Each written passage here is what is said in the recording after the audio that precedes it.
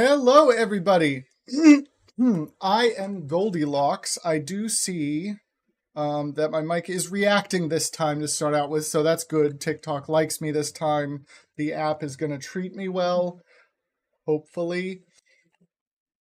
And we are back talking about how Trump supporters are not patriots. We're leaving this one a little more open-ended because apparently Trumpers didn't actually want to talk about the border.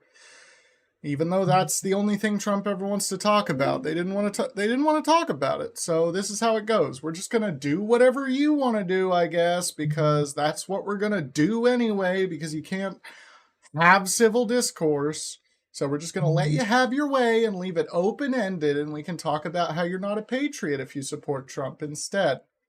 So I have my guest box up here. We are still raising money for my doggo's leg amputation. It's the big C. We're hoping it hasn't spread elsewhere, but even if it has, we're getting the operation done. It's going to make him more comfortable for whatever time he has left. So we're getting it done, and it's $5,000. That's healthcare for you. Anyway, so that is all proceeds from this live go toward that. So if you want to help a dog out and you happen to have some money lying around, just check the bio. Also, if you are in here, I see we're building, join the Discord, okay? The link's in my bio. It's the actual clickable link. You can click on it and it will open the actual site that will open the app. You just have to click on it and then say join. That's it. Easy. Noah Thomas says 0 hearts is crazy.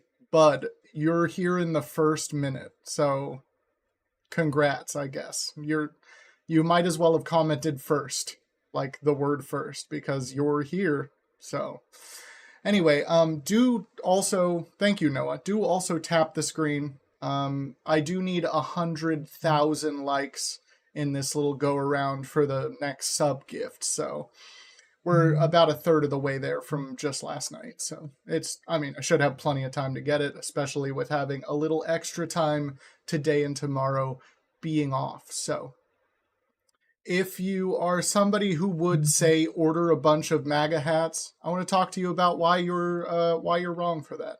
So hop up in the box. Q, how are you doing? Good, how are you? Pretty good. How old are you? 24. And pronouns? He, him. And who are you voting for? Donald Trump. Why on earth would you do that? Because I believe he would be a greater benefit to my family. How? My father owns 2 businesses and he's in the upper bracket. Okay, so you don't want the corporate tax raised.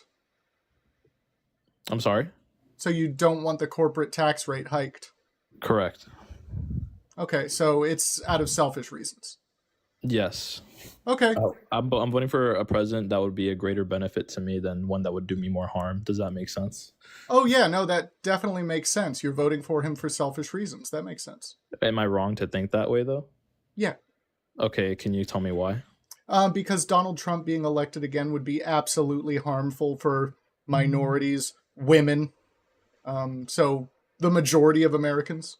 Okay, so could you explain to me, let's dive into women. Why would it be a harm to women?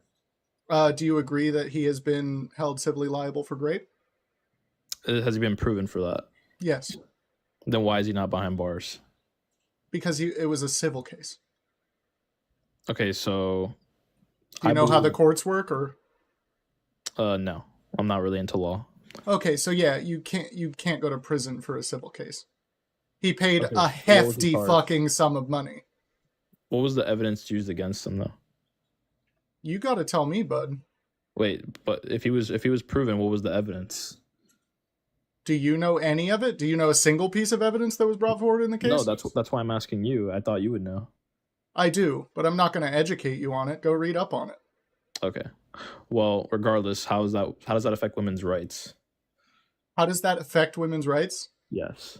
When the presidential candidate, who, let's assume he's elected, which he absolutely will not be, but when the actual president of the United States is somebody who has actually raped somebody, you don't think that would promote grape culture? No. Especially when he says things like grab him by the That's locker room talk. It's not locker room talk if he's saying it on an actual national stage. What do you think locker room talk is? Locker room talk. Guys do it all the time. Have you been in a guy locker room? Are you saying in the locker room? Yes, they don't say it to a woman. They say so he said this to women who were in the audience. He didn't say he was going to grab theirs. What? Yeah, he just said he grabs women. Okay, no, he did not. Yeah, he did. He literally said that. No. He said that. If you're talking about that one clip, like I said, that was locker room talk. Are you okay? Why are you just making stuff up? What is locker room talk? What are you saying? Like what he said, he grabbed. What are you saying locker room talk is? Where do you think he said this? He said that in that little like bus or van, whatever that was. In a bus or van? Okay, sure. He didn't say it directly to a woman. Like I said, it was a guy. Okay, no, sure. We'll just assume you're right. All right. Moving on. Do you think that removing Roe v. Wade, the only federal protection for AB, was the right thing to do? He left it to the states. Do you think it was the right thing to do? Yes. Okay, so you agree that with the states that have decided that abortion should be completely restricted with no exceptions. You agree with those trigger laws? I'm pro-life, so yes. Out-fucking-rageous. So you think you have a say on what women get to do with their own goddamn bodies? No, I don't. Yeah, you do, because you want it legislated. I'm pro-life. And you would vote on it, wouldn't you? Yeah, I would. So you think you get a fucking say? Because I'm pro-life, yes. Are you either one of the bodies involved, even if you think a fetus is an actual body that should have rights? Regardless, yes. Are you one of the bodies involved? Doesn't matter. The fetus has rights. It kind of does matter because you're saying you have a voice in this situation, is what you're saying. Then yes. But you don't. Okay, just because it's not my body doesn't mean the fetus doesn't have rights. I'm speaking for the fetus who can't talk. You can't speak for a fetus. You don't know what it would want. Okay, so if someone you're not the fetus. Okay, so let's use that great example. A person who cannot speak or has zero way of communication. So he doesn't have, that person doesn't have rights then. Explain that. Like a brain dead individual? Yeah, like a vegetable. Someone who doesn't have. Do you think you shouldn't be able to pull the plug on a brain dead individual? Absolutely not. If they have, that's literally their life. You have no. Really? So you think that the family shouldn't be able to choose to pull the plug? No, I think that's immoral. Okay, sure. See, it comes down to ethics. We're not going to win an ethic battle. Yeah, your ethics are wrong. Okay, that's opinionated. That's not an opinion. It is opinionated. You're saying you have a voice for somebody else's body. That is just wrong. Okay, so you're saying you have a voice for that fetus. It's the exact same concept. You have a voice for what you can do that's that fetus. No, I don't. That's my position. No, my position is that I don't have a say. I should not. Your position is that you should have a say. That's the difference here. That's why you're inherently wrong. Do you believe you have control over someone else's DNA? Yes or no? DNA? What are you asking? Okay. Do you want to rephrase that? Sure. Do you agree if you have your own DNA, you are your own being? Yes or no? If I'm in my own body, what are you arguing for here? Okay, do you want to think about the question a little bit more and then ask something that's actually logical? Yes. What do you think DNA is? DNA is the building blocks of life. Correct. So a fetus has one, yes or no? A fetus has one DNA? No, I'm saying does a fetus have DNA, yes or no? Oh, yeah, sure. Okay, why? So wouldn't you argue if someone has DNA, then they are a being, a human being? If someone has DNA, then they are a human being. You can't even answer me with a straight face because you know it's true. No, it's because it's hilarious. That's not the issue here. The issue is that you're saying you have a choice for the woman involved with the abortion. Absolutely. I'm arguing from the point of bodily autonomy. Let's have that discussion because you're inherently wrong on a moral level. I disagree. Yeah, I don't care. You're wrong. Yeah, because you don't agree with my ethics. I don't agree with yours, so we're never going to agree on this. It's not a matter of agreement. You are inherently wrong. Yes, because You you have don't agree with my taken ethics. an incorrect position Do you here. realize that ethics is up to you? There is no like book that says, yeah, everybody needs to have these sort of ethics. Everyone needs to have these morals. Everybody has the Again, right to so their own I've morals. explained this logically. I have a say over my own body, right? Sure. You have a say over your own body. Exactly, yeah. You don't have a say over anybody else's body. Right, so you don't have a say over that fetus's body because it's not yours. Yeah, and that's my position. So then you agree with me. No, you agree with you. I'm saying that I don't have a choice. You're saying that you do. Okay, so you're pro-life. Are you really not getting this? So you're pro-life because you don't have a choice. You're pro-life. You would say you're pro-choice that you do have a choice. I'm glad that my first guest is so fucking dense. This is great. No, This is you a can't great even start. explain the DNA question. How am I going to believe what you're saying? The DNA question doesn't even, it's not relevant. It is relevant. You just answered me that if you have your own DNA, you are a human being. You answered that, and you answered that correctly. Yeah, so does What the makes one the fetus different? We'll, What makes the fetus different? we'll continue on with this silly line of reasoning. Does the woman have DNA? Yes. Therefore, she has control over her own body, which is what I'm arguing for. The fetus is not her body. The fetus is part of her body until birth. No, but he has his own DNA. Literally part of The her body fetus until has his birth. own DNA. Literally part of her body until birth. It does not matter. It does matter. That's her body. No, the fetus is not her body. The It fetus is. his own It's body. part of her body. What are you not getting about Then this? we're not going to agree on this So you think a zygote is a human? until DNA is developed. No, What do you mean? Do you know how DNA works? you clearly don't. You think think that DNA is part of the woman? You think DNA is developed? You think DNA is part of the woman's body? You think a zygote doesn't have DNA? Again, you think the DNA is part of the woman's body, so we're not going to agree on this. Okay, so you're not willing to answer a DNA question now. You think a zygote doesn't have DNA? I'm not going to answer you when you just said the fetus, the woman's body, and the fetus's body does not matter. Okay, then I'll kick you. See you later. Yeah, because I'm right. Thank you. No, kick me. it's I because now you won't discuss. Kick me so you confirm that I won. Please. Will you discuss, or do I have to kick you? No, I already know I won. I'm not going to discuss anymore further. Go ahead and kick me. I won. Okay, yeah, sure. Thank you. You can see. W me. Bud, like, come on, bud. You can't just refuse to keep talking and then think you won because of that. You wouldn't answer a DNA question. I was willing to go down your silly, outrageous line of reasoning. If you have DNA, are you your own body? What the fuck are you asking me? Let's be honest here, guy. What the fuck, dude?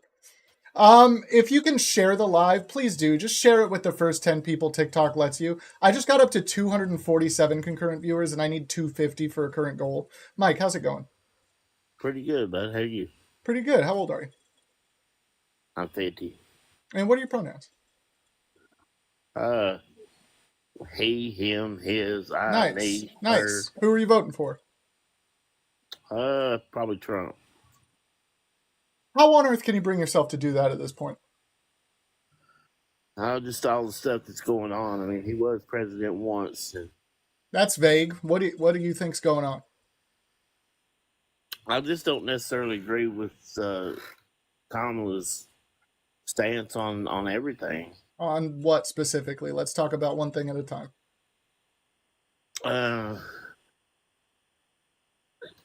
Almost everybody that's supporting her is jobless. They don't want to work. They don't. Okay, so you want to talk about the economy? We can talk about lots of stuff. Okay, so you're jumping into the economy, and I said pick one thing. So you want to talk about the economy. How do you think Trump's tax plan will serve us better than the current tax plan? The plan that was supposed to have been happening, I don't think will benefit us. However, what does that mean? He inherited Obama's tax plan, and Who? therefore Trump did. No, he didn't. He made his own.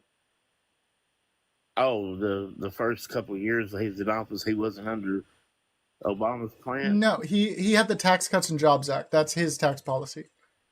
Do you think that's better or worse than what we have now?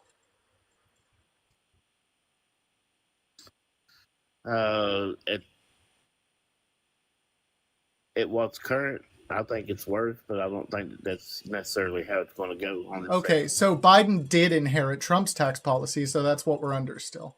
Gotcha. Well, All we right. can't do that. If he didn't inherit Obama's, then I was wrong about that. I guess they do their own taxes. Yeah, but they don't do it every time. Trump got the opportunity to do a tax policy, but it doesn't happen with every term. So we're currently up for one in the new term. Okay, well, I guess so, then. I guess I was wrong about that. Yeah. So do you want to talk about his proposed 10 to 20% universal tariffs at all? How do you feel about that? No, I don't really care about the tariffs. I just think everything ought to be made in America. Okay, so it can't be. We can't do that. No, we I know don't. it can't We be. don't have the infrastructure. I know it can't be, but I mean that's the way I would prefer it. Okay, so 10 to 20% universal tariffs. Do you agree with them based on that premise? No, because then that falls back on the consumer. It doesn't really fall back on the state or the. Yeah. Good on you. American companies pay that, and then of course American consumers pay that increase in cost. But I don't see how Harris is going to give $25,000 for a first-time home buyer. She's accounted for all of this with a corporate tax hike. Literally everything that you would say is a cost in her tax plan is coming from a corporate tax hike. But I don't think it. We lost you. I can't hear you, Mike. Sorry about that. You're good. I don't think it's fair that somebody just gets out of. Now you've teacupped out. You're out of the app. I wish I could fix this to where it would quit ringing. Oh no, you're good. For anybody that gets out of school gets a $25,000 deal on their house, but when I was buying, I didn't get nothing off mine. I didn't get it either, but I want other people to get it. And not have to pay it back. Yeah, it's a tax cut. So it's a tax cut though. It's not like the government's giving you money. It's taxes you don't have to pay. Right. I feel like you should pay your share of taxes. Well, but the taxes are going to be covered by the corporations. Yeah, why should companies be liable for you to buy a house with? Because they don't pay their fair share. Well, if they do, it'll drop everybody's taxes. Well, that's a good thing, right? If that's what it was being used for, yeah, it would. That is what it's being used for. There are tax cuts across the board for everybody making less than $400,000 a year. Big tax cuts. Yeah, I make way less than that. Yeah, so you'll win with Kamala. And also, I know this is taking us off topic. Yeah, you're good. I actually was trying to get on here the other day, and something happened. Yeah. My PC actually blue screened. I remember you messaged me after. Yeah, it blue screened almost at exactly midnight, which is the time I would usually end. So I was just like, yeah, whatever. We didn't have an outro, but we'll let it be. But I actually take the time to go through and look at your videos, and I saw that you're a magician down in Florida. Yeah. I got a good friend in Florida that is a real good magician. That if you don't know him already, you might be able to hook up with him. And hell yeah, his name is Mike. Also, nice. Is he on TikTok? I've not seen him on here. No. Okay, if he's on YouTube, he can hit me up there as well. He's from Tennessee, but he does a lot of stuff in Orlando as shows. Nice. I could DM his name and stuff there too. Yeah, definitely. Is there anything else you wanted to talk about? No, I mean I'm still debating on who I'm actually going to vote for.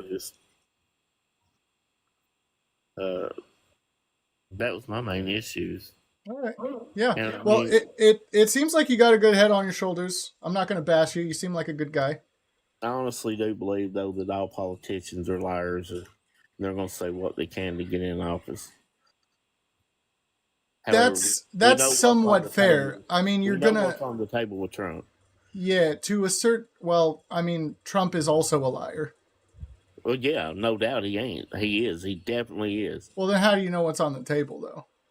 the stuff that he's already done. I mean, that's already laid out on the table. We just don't know what Kamala has done or will do or may do. And she may be perfectly fine. I mean, I don't really know the lady to really bash her other than I've been around politics a lot. That, could she be bad? Maybe she won't be. I just feel like her being in, vice president for the last 4 years, if she was going to do something, I feel like she could have easily talked to Biden into helping her get it done. All right. Policy isn't really the job of the vice president, but I understand what you're saying. It's not on her. It's all on Biden. I understand that, but I'm just saying, I think, in my opinion, I just think that she could have influenced him to get something done if she really wanted it. Mike, again, I think you got a good head on your shoulders. I think you need to. I think you need a little bit more information, but I think you generally want what's right. Just kind of stick around and listen to what's going on, if you would, for a little while. All right, and I'll DM you that name here in a little while. Have a good one. Thank you, bud. I think Mike's a chill dude. I think he doesn't know all the information. And a lot of people don't know all the information, okay? So we're going to try to get him some more of that information here in a second. We're going to try to get him some more of that. Motorcycle, how are you doing? Good. How you doing? Pretty good. How old are you? 55, Trump. Pronouns? I'm a man. All right, he, him. You're voting for Trump. Why on earth would you do that? Best economy in my lifetime. Border policy, tariffs. There's numerous reasons why I would vote for him. So you do like tariffs? I think they're a great idea. Okay, so 10 to 20% universal tariffs you appreciate. I think that they should be higher. Okay, you do realize that American companies pay that tax? What I realize is it's unfair to American companies what is going on in China. And if you tariff China, that gives the American president negotiation tools to make things more fair. And Trump will use that. How? If you put a 400% tariff on anything coming out of China. Well, one, he's arguing for 10 to 20% tariffs across the board. No, that's not true. He said 200%, but I think okay, maybe he said that once, but he's roundly said 10 to 20% universal foreign tariffs. It's not high enough. Okay, but that's what he's arguing for. That's the actual policy he's arguing for. He may say higher numbers sometimes, but that's the policy. He actually has said over 200%. Sure, okay. Okay, so do you know who pays that? Who? American companies, American importers. So you're not listening. It gives a negotiating tool to make things more equal, to be able to negotiate with China for American businesses in China that do trade in China. A perfect example, we're talking on TikTok, okay? Sure. Okay, our Congress outlawed TikTok because it's China owned. China sued to stop it. You think that we could sue in China to stop anything? No. Okay, because our companies don't have any power over there. Okay, so if you implement tariffs, what, you're rolling your eyes. It's true, it happened. TikTok's still up, we're talking on it. Right? Am I wrong here? Yeah, are you going to keep talking? Or? Well, I was just talking about you rolling your eyes at me. Yeah, you were. Why? What does that have to do with what you're talking about? Well, I'm correct. Are you? Rolling your eyes. How does that have to do? I fail to see how any of this has to do with the tariffs that American companies will have to pay. American companies, how will an American company pay a tariff? That is how tariffs work. No, it's not. Importers pay the cost. You're wrong. No, that's what it is. It's all China. Nope. You're wrong. You're wrong. You're wrong. So Trump says that China will pay the tariffs, but that's not what tariffs are. Well, you're wrong. No, I'm not. So all the the the current Chinese tariffs are paid by U.S. importers. They're paid by China. No, they're not. They are. If you turn Sure. around, Yeah, we'll just make accept things what you're equal. saying because you won't actually listen to facts.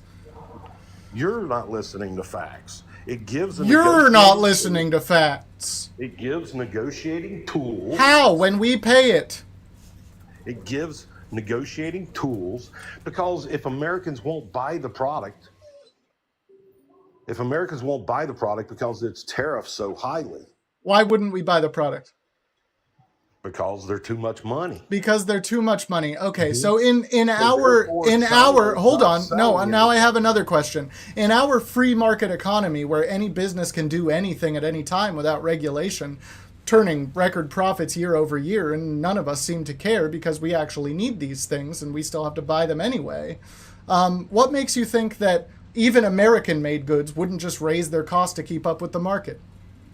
That's the dumbest thing I've ever heard. Why not sell more product and buy it from an American company instead of a company that's manufactured in China? Because you're not going to sell more. Buy You're American going to made. sell the same amount of And product it either also way.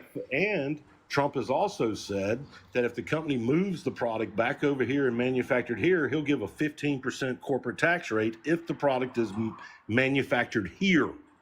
It's the best tax rate in the world to corporations. Okay, so you want to give more executives, more money as well then? Well, so that's a whole nother argument that you all are wrong about. Really? Because we can point to historical instances of the corporate tax rate being Okay, hold on a second. 50%.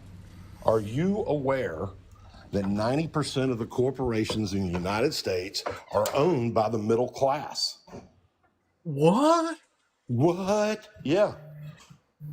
90% of the corporations in the United States are owned by middle class. So when you all argue that you're putting more money into the billionaires' hands and to raise the corporate tax rate. I didn't say that. If you raise the corporate tax rate, you're affecting middle America. Yeah, I didn't say billionaires. I said executives. Well, you're saying executives. The guy that owns an air conditioning business in your town is a corporation, and he is technically an executive of his corporation, but he's also a middle class. You raise the corporate tax rate on that guy, and he loses his employees because he can't afford to have the employees on hand, and his business goes under. Or he invests more money in the business, reducing his tax liability. If he gets a tax break, that's putting more money in his hands, allowing him to hire more people. No. So what you do is you tax them more, and then they have to invest more in the business. You're forcing them to invest more in the business to reduce your tax liability. Stop talking over me. It's the dumbest argument I've ever heard in my life. Are you going to stop talking over me? Are you a businessman? Are you going to stop talking over me? I'm not talking over you now. You have been the entire time. Because you're wrong. So you're not going to stop talking over me because you think I'm wrong. I've stopped. I'm listening to you. Go ahead. Give me another wrong fact.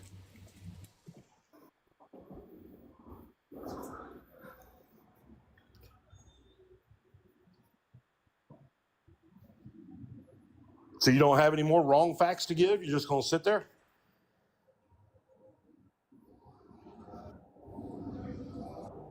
Do you have anything else incorrect to say, or do you just... Dude, I just dog walked you down the street, bro. There was no dog walking to be had here. You don't have a clue about business.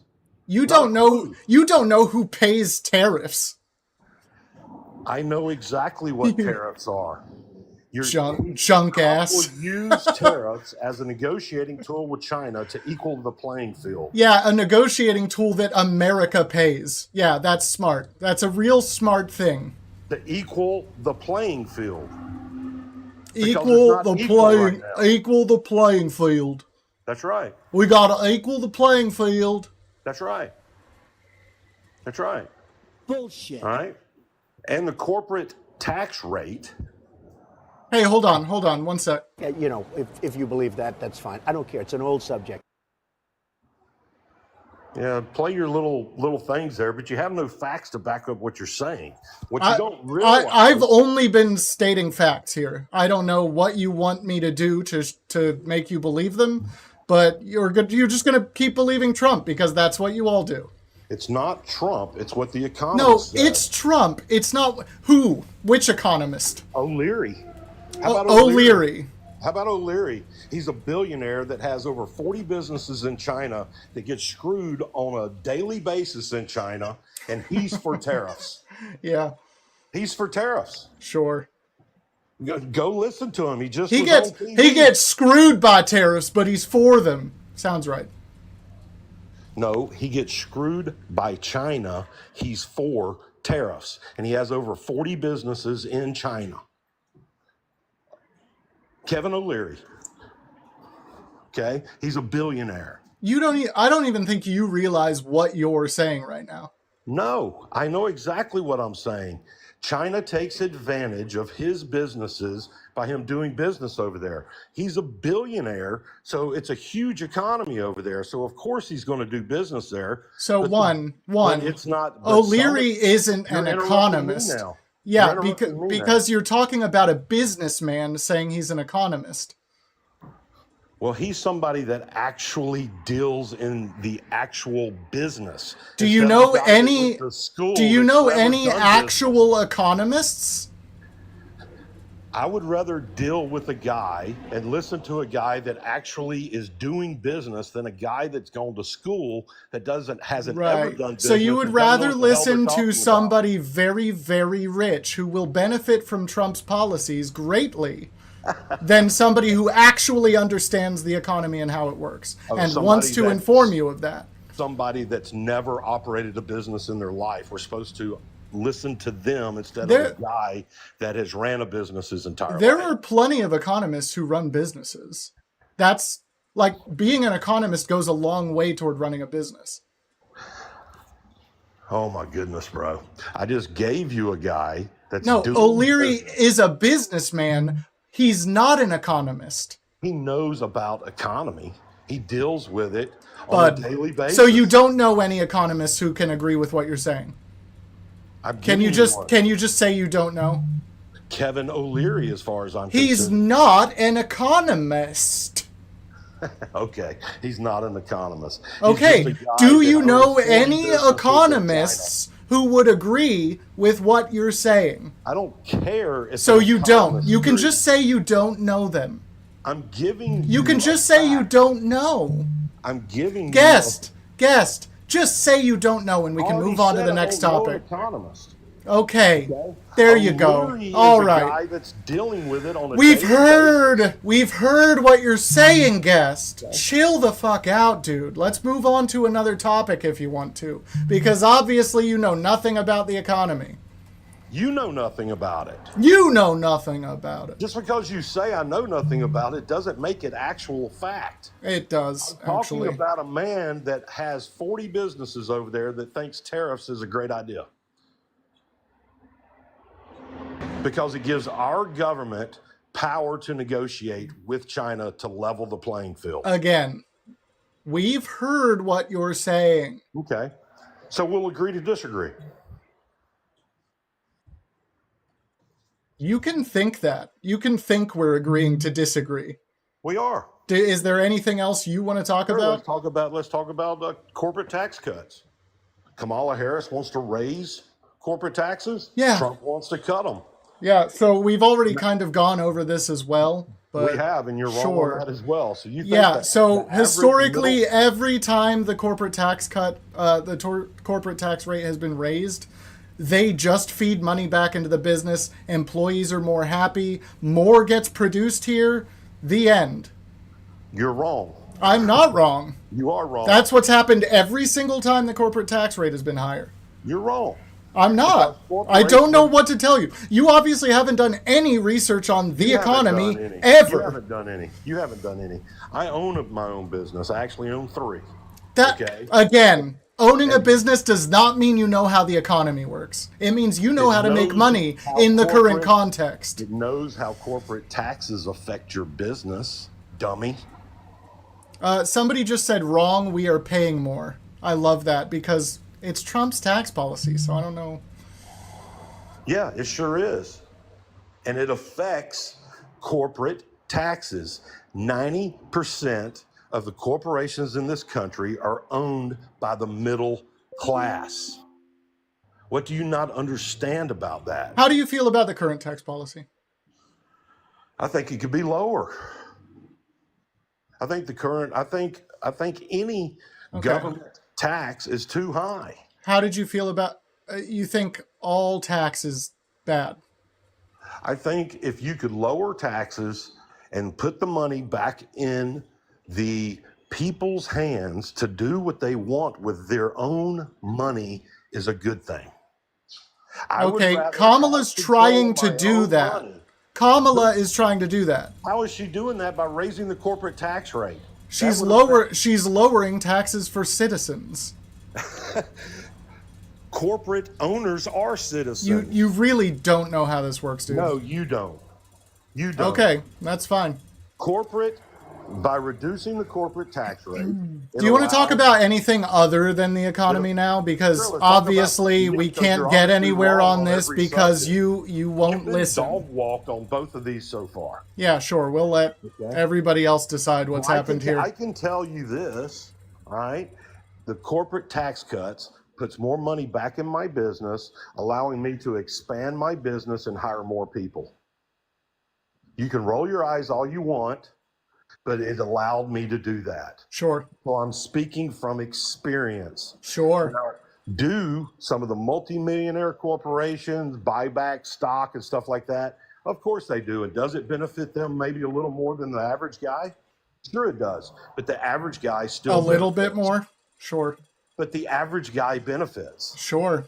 Yeah. Sure. I'm telling you, I have hired. Okay, so did you? You sounded like because of it. maybe you were about willing to move on from this because it's obviously not going to go anywhere with how let's you talk are. about the border then. Yeah, let's talk about the border. Let's talk Sure. about it. All right. So Langford, how do you feel about him as a senator? I don't know Langford and his policies. I apologize, but I don't know about Langford's Okay, so policies. Langford is very, very passionate about the border. He's probably the most passionate senator we've ever had about the border. Mm-hmm. So he wrote the Langford bill. Mm-hmm. The one that you're talking about that got voted down? That Yeah, was getting 11 million illegals. Yeah, let you finish this. Yeah. Do you know what the bill did otherwise? It gave 11 million illegals amnesty. It was a bad bill. No, it wasn't. It was a horrible bill. No, it wasn't. And the 11 to So 20 it was written, million, again, it was written by one of the staunchest Republicans we have and have ever had about border security. I don't care. It was still a bad bill. Okay, so what legislation has Trump put into place for the border? The border was shut down when Trump was in What office. legislation has Trump passed that helped the border crisis? Legislation didn't get passed, but an executive order did. Great. So he passed an Kamala executive. Biden. He put in an executive order, which is a fucking Band-Aid, instead of actually passing any legislation to solve the problem. Kamala and Biden reversed it on the very first day and allowed 11 million more illegals in this country. That has been a degradation on our society and our funds to house them, to feed them, and to take care of them. Well, his executive orders were unconstitutional. The hell they were. The hell they were, yeah. No, they weren't. Yeah, How they are they were. unconstitutional? They didn't get challenged. They stopped everybody coming in. Did they? Yes. Should a law be passed to not allow anybody to come across our border illegally? You don't. And Do you can think only there get were? in this country Do you through think legal there? means? Do you think there were no crossings under Trump? No, of course there were some. Okay? How many? Do you I don't have know any how idea? many, but he don't even made know. it a trickle compared to the flood of Biden and Harris. Yeah, sure. And what Biden? What do and you? Harris- Why do you think so many people started coming over so quickly? Because Biden told them to come on up. No, he didn't. Sure, he did. Do you It's know on who's record. do you know who's telling them the border's open? Biden told him to come on up. If No, you can no. watch an So interview. I there came there because there Biden is a told me there to. is a source in media that is constantly saying there's an open border. Can you say what that is? No, I can't. I can't It's tell you. it's right-wing media. It's constantly saying we have an Because open it's border. open. Because it's open. The Yeah, so reporting, you don't facts. think that somebody who would like to immigrate here hears that and says, "Okay, I'll just walk right in then." Because Biden made it allowable for them to come in. And what is actually happening is Also, by them- Biden as well as Harris in speeches said, "Don't come." No. Yeah, told them to come. they did. They said, No, they "Don't didn't. come." Wrong. You're wrong. Look You're again. wrong. You You're can't wrong. just say wrong.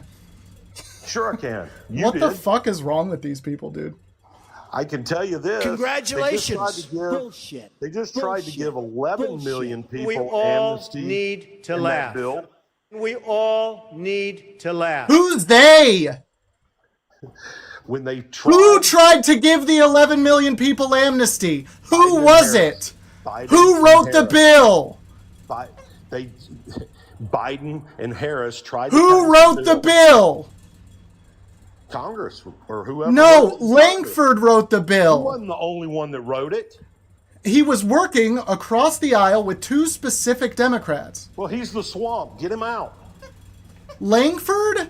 Get him out. Bud, if you're arguing for Langford being the swamp that Trump If he wants to wants to remove, give 11 you are million so people amnesty- you are so against your own fucking self-interest if you're against Langford. If Like he 11 no, shut up. Langford is your man, dude. Langford is the guy you should be loving. Wrong. Langford, Anybody- if Langford was on this debate, he would destroy me. Langford is your dude. Well, I'm destroying you too. No, you're not. You haven't Sure I said am. anything You reasonable. haven't said a single thing so far that won your point across. You didn't even You're an know idiot. the Langford You're border an bill. Idiot. You didn't even know about the border bill. I do know about the border No, bill. you don't. You have one little point that you've. That one point is wrong. Did it add more agents? Did it add this and did it add that? Yes. It also allowed 5,000 people per day to still No, it come didn't. in. No, wrong again. Was it 5,000 a week? Whatever No, it was. wrong again. Yes, it did. So no, you what you're doing right now is you're spouting talking points spouted at you by right wing media sources, No. right? So No, yes, no. let me tell you what the 5,000. Take it fucking easy and let me teach you something, okay? Just real quick. you can't the ever teach me anything. The 5,000 per day figure is not what you think it is. The 5,000 per day figure is part of an entire thing here that says if crossings should reach 5,000 per day on average over the course of a week, so it could be 20,000 in one day and 0 the rest of the days, right? Or, 15,000 over the rest of the days. If it reaches 5,000 per day over the course of a week, you can shut down the border. One So per day is too many. they're not. None of them are welcome here. Sure. Not illegally. Come through a legal process. How many actual illegal immigrants do you think are coming through? Do I think what? You're How not many even. what? You're not even listening now. Fuck this guy. He's out. Once you start refusing to even listen, get the fuck out of here. We're gonna find somebody else. Amputation surgery. It's not cheap, dude. It's very not cheap. We got to do it. He has the big C. We got to get rid of it. But if you think I got wrecked, you're hilarious. This guy was delusional and didn't know shit about what he was talking about. I could talk about the amnesty too, but there's no point. Because you don't see them as people. You don't care. You don't care about the content of the bill. You want the bill to say nobody's allowed in ever because you don't see them as actual human beings. You see them as animals. Jorge or George is not connecting.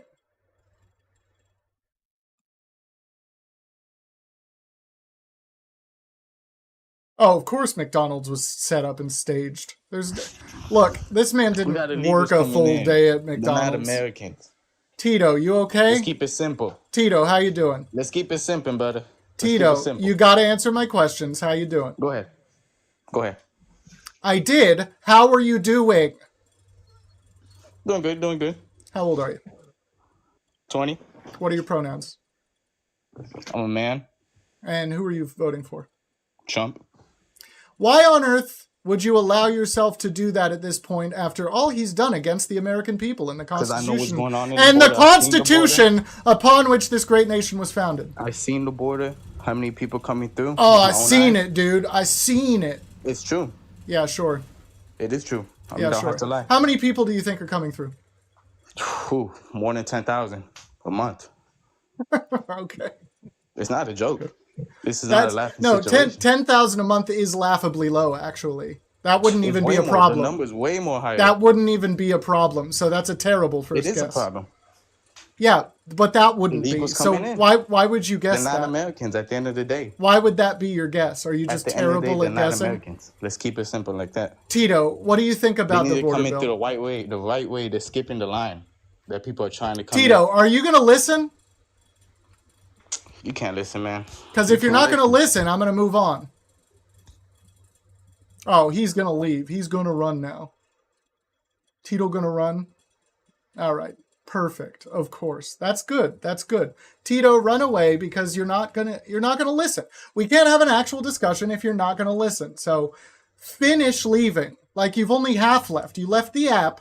Now you need to leave the live. Do you know how to do that? Tito, we got to move on, but you got to take a beat and actually figure out how to get out of here. Tito, there you go. Good boy. Good boy. Good boy. Oh, what fucking weirdos you all are. Z, how are you doing? Good, how you doing? Pretty good. How old are you? 27. And what are your pronouns? I'm a man. He, him. So who are you voting for? Trump. How on earth can you bring yourself to do that at this point?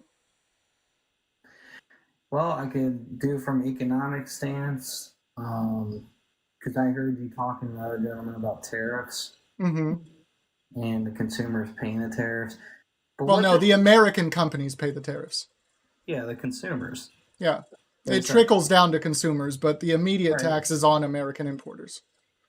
So, I mean, you could say the same argument for Harris increasing the capital, well, not capital, the corporate taxes. I mean, because what? No, you can't.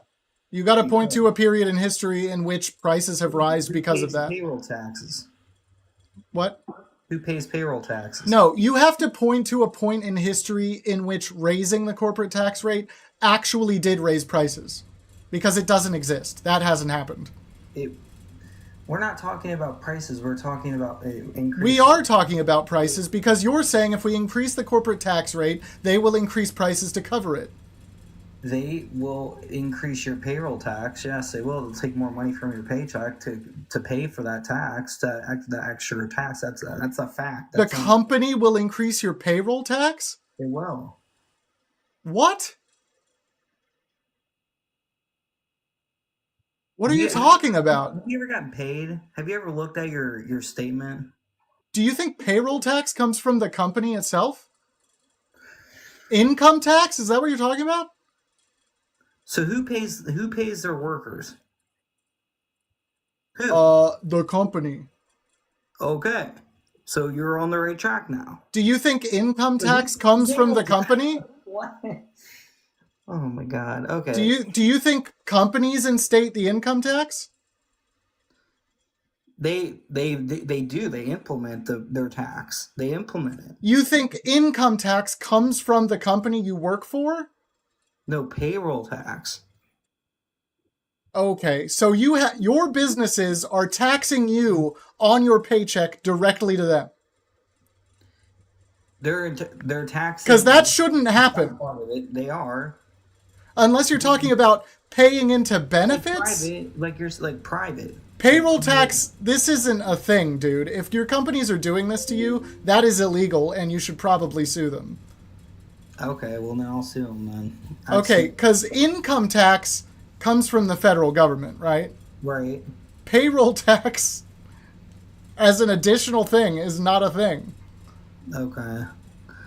Well then, like your tariffs. Okay, I see what you're saying. So yes, but at least tariffs. I mean, yes, you're going to be paying more as a consumer, but at least you're also helping the revenue for the federal government. You're bringing in some extra revenue for it. So Okay, and so it's literally just taxing us extra when he says he's going to be taxing us less. yeah, but what do they do with that revenue? What does the government spend? Do they if they do it surplus, right? If they don't pass more than what they made that year, what do they use that money for? They won't. It won't be a surplus. There's no way that tariff will cover the deficit that we have in our current I'm saying budgets. it helps. It here. won't cover it though. So you Well, can't say no. if it'll bring us into a surplus. It won't. Well, no, it relies on the government spending for that fiscal year. That's all that depends on. So if the government decides to spend more than what they're bringing in revenue, then it's going to be a deficit. Yeah. So who spent more? Like Trump or Biden? Yeah. Well, if you look at it by fiscal year, Mm-hmm. by the time Biden and Harris is done, Biden is going to be because every president spends more. It's a historical fact. No. Yeah. No. Obama. Trump spent more than Biden will spend, even if he goes absolutely apeshit in these last couple of months. Well, the fiscal year ended for 2024 this month in October. So how much did Biden spend? Because that's reported. I don't know. Have you looked it up? Yeah, it's over $2 trillion. Okay. So he's still $2 trillion under what Trump spent. Well, no, and then you can go look at Kamala Harris. She was the tie-breaking vote on the American Rescue Plan, and over time, that's going to cost $2.1 trillion for Americans. Do you know how much Trump spent while he was in office? Trump's administration. Well, he had to spend more in 2019 or 2020 due to COVID. Do you know how much he spent? If he didn't have COVID, then yeah, he'd probably be at $6 trillion. That's a wild estimate. That is wildly wrong. If COVID That's a happened, really high estimate. That would be terrible. You're saying that he did a terrible job. I just gave you two. Okay, if you So look at Trump spent why spend another $2 trillion? Trump's $6 trillion for Biden. No. Biden has maybe spent $6 trillion over his entire term between COVID and non-COVID expenditures. And that's what I'm saying. Trump would have been over his term. It would have been at least $6 trillion by the time he was done. Okay, do you know what it is? Okay, they're saying it's $8 trillion. That's what they're saying he spent. Who? Well, okay. No, who's saying that? Who are you looking at? The U.S. Treasury. Okay, yeah, it's 8.6. Okay. Well, so Biden over the course of his term will have maybe spent 6. I haven't looked at the latest figures, but he hasn't gone crazy recently. Go look at the national debt right now. Go look at it what it was when Trump left office, and then look at it what it is today. That's how you'll know what the spending actually is. We know what the spending actually is. What are you talking about? So if you go look at the deficit, or not the debt today, it's 35 trillion. When Trump left office, it was 28 trillion. What was it when Obama left office? It was 21 trillion. Okay, so that seems on track. Yeah. So by the time that Biden's out, he's going to be close to Trump. So, they're both dealing with a pandemic. So Biden is going to be at about $6 trillion in spending. Spending and debt are two different things. Okay, so if you're saying spending is the problem, Biden wins for sure. If you're saying debt is the problem, they're on even footing. So overall, Biden obviously wins. So how was spending for Biden better for him when he sent billions of dollars to another country to support them and not? Because that's all taken out of the military budget. That is already accounted for. Right. So he didn't reduce any military spending. He didn't reduce any liabilities. Nobody reduces military spending. You could. They won't. I would love for them to, but they won't. That's the issue. So I mean, if they really care about growing the economy and growing American wages and all these things they talk about, that's what they need to do. Because you could see that in 2023 with the Raise the Wage Act they were trying to get passed under Biden. They wanted to raise the federal minimum wage to $17 an hour. Yeah. So now that we've gone over spending, we can go over inflation. Yeah. What is inflation? Because Biden's own No, define inflation. It's actually it's spending. That's inflation. No, that's you're trying to say what causes inflation. Define inflation so that I know you know what it is. Okay, it's basically just like it's whatever the raises the prices for to keep the economy stabilized. That's what inflation is the judgment of how much prices have risen over a given term. Thank you so much for joining the team. So over a given term, how much over this last term, where do you think it's at now? Where do you think inflation is right now? Okay, well you could say it's at about 2%, 2.3% right now. Nice. Yeah, exactly. So but you could go into it further with, because you guys are saying Trump and his spending and inflation but if you look at it, Trump had his inflation rate was at about 1.3 and gas was still. It was not 1.3. He never got it down to 1.3. I would believe 1.8. I don't know. I trust the U.S. Treasury on that. I read their site. It's on their that's the source I'm getting this from. So okay, I'll look it up again, but I don't know. I haven't seen that, so yeah, I'll look it up again. But then also the prices during that period when it was 1.3, because that was in 2017. Gas was still low, and I get you're saying president doesn't do anything, but well, no. What I'm saying is that inflation is how much prices have risen, right? So we've never gone negative inflation. Of course, prices are higher. Well, no, because you still need for a healthy economy, you still need a little inflation. Yeah. You don't need a lot, but you need a little. Exactly. So yeah, that's what I'm saying. Yeah. We're at a good rate right now. We're at a good rate of inflation. We don't have great prices, but that's different. We are at a good rate of inflation. See, and that's the difference with Trump. We were at good prices with this kind of rate of inflation. So that's why I support him. I mean, right, but we don't want negative inflation. You just said that. That's a sign of a bad economy. It's negative, and he won't make it negative. So that's what, because like if you look at it, we don't want negative inflation. That is bad. That loses jobs. You lose jobs when you go into negative inflation. So what instead needs to happen is we need to keep inflation very low for a long time to let wages catch up. Well, I mean, I'm just saying, like, witnessing it from our own perspective, right? Because we all lived through that presidency under him. I mean, we all did. And you saw a lot of the things that back then, like interest rates were better for housing. Because you're saying, because they're saying Kamala wants to get the interest rates were the best under Biden. I know because I bought a home. 2020. Well, yeah, my family, my sister and my aunt bought a home too. Yeah.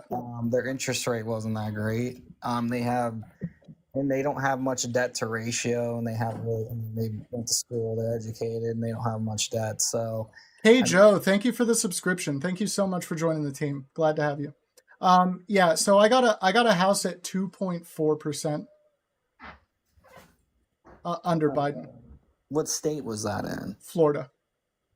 Oh, so you live in Florida, man? Really? What do you think? What do you think is the difference for Florida? What are you laughing at? You're living under DeSantis right now. Yeah. You don't like him? No, I don't. You don't? His mainly because of his actual environmental policies. Why don't you like him? He's done a lot to help. Mainly because of his. I literally just said mainly because of his environmental policies. Oh. Well, okay, but we have an environment here that really, really needs protection, and he's just not about doing that. Well, what environment is that? Wetlands. Wetlands. We are naturally a swamp, and we need to protect that environment. There are a lot of animals that depend on it, and it would be catastrophic for the environment of other places if some of those animals were to die off. So, well, does Biden and Harris know this is going on? I don't know. I don't know what they know about it. No. I don't know if they could do anything about it necessarily from a federal Well, not level. saying he can. Well, yeah. I mean, I get what you're saying. I mean, if you look at it, Trump, like Flint, Michigan, you see how terrible their water is. Yeah.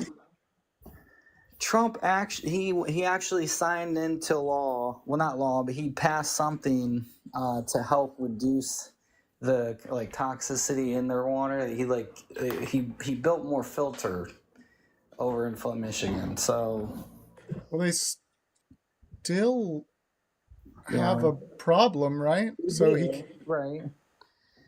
okay. Hold on. I'm looking that one up because I want to see what he actually did. Because I know I don't think anything has been done about it. Really, that's the thing. President Trump campaigned in Flint, Michigan. He walked into town in the thick of the water crisis and boasted a big promise he'd turn this around and restore safe drinking water. Almost 3 full years later, after being bold enough to make that promise in the face of a complicated crisis, he has failed to deliver. Interesting. What source is that? This is medium.com. So this is just literally the first one I brought up, so I'm looking at more. Flint water crisis gets no mention at Trump event in city on September 17th, 2024. So he's just not even talking about it at this point. Yeah, I mean, I don't know. Like, I watched his like presidency throughout when he was in office. I just remember when people were going off about Flint, Michigan and water. Yeah, and don't get me wrong. I don't think like Obama didn't do anything about it. It was a problem then. Trump didn't do anything about it. It was a problem then. Yeah, I mean, Biden Harris hasn't done anything about it as far as I know, and it's a problem now. So, like, that's again even footing for everybody involved in that situation, I think. Yeah. Well, I mean, like other economic stances, I guess, with Trump and Harris, like, because you could just go back to spending. I don't know about your sources. Like, I go through the U.S. Treasury. That's where I just go get my information from. So a lot of it was saying that, if Harris, is reelected and she becomes the president, that, she's going to continue to fight to raise the wages, But Larry Summers, who was Obama's economic representative, was stating that even raising wages causes inflation as well. So, I mean, yeah, this rate is okay rate right now, but it will increase under her. So,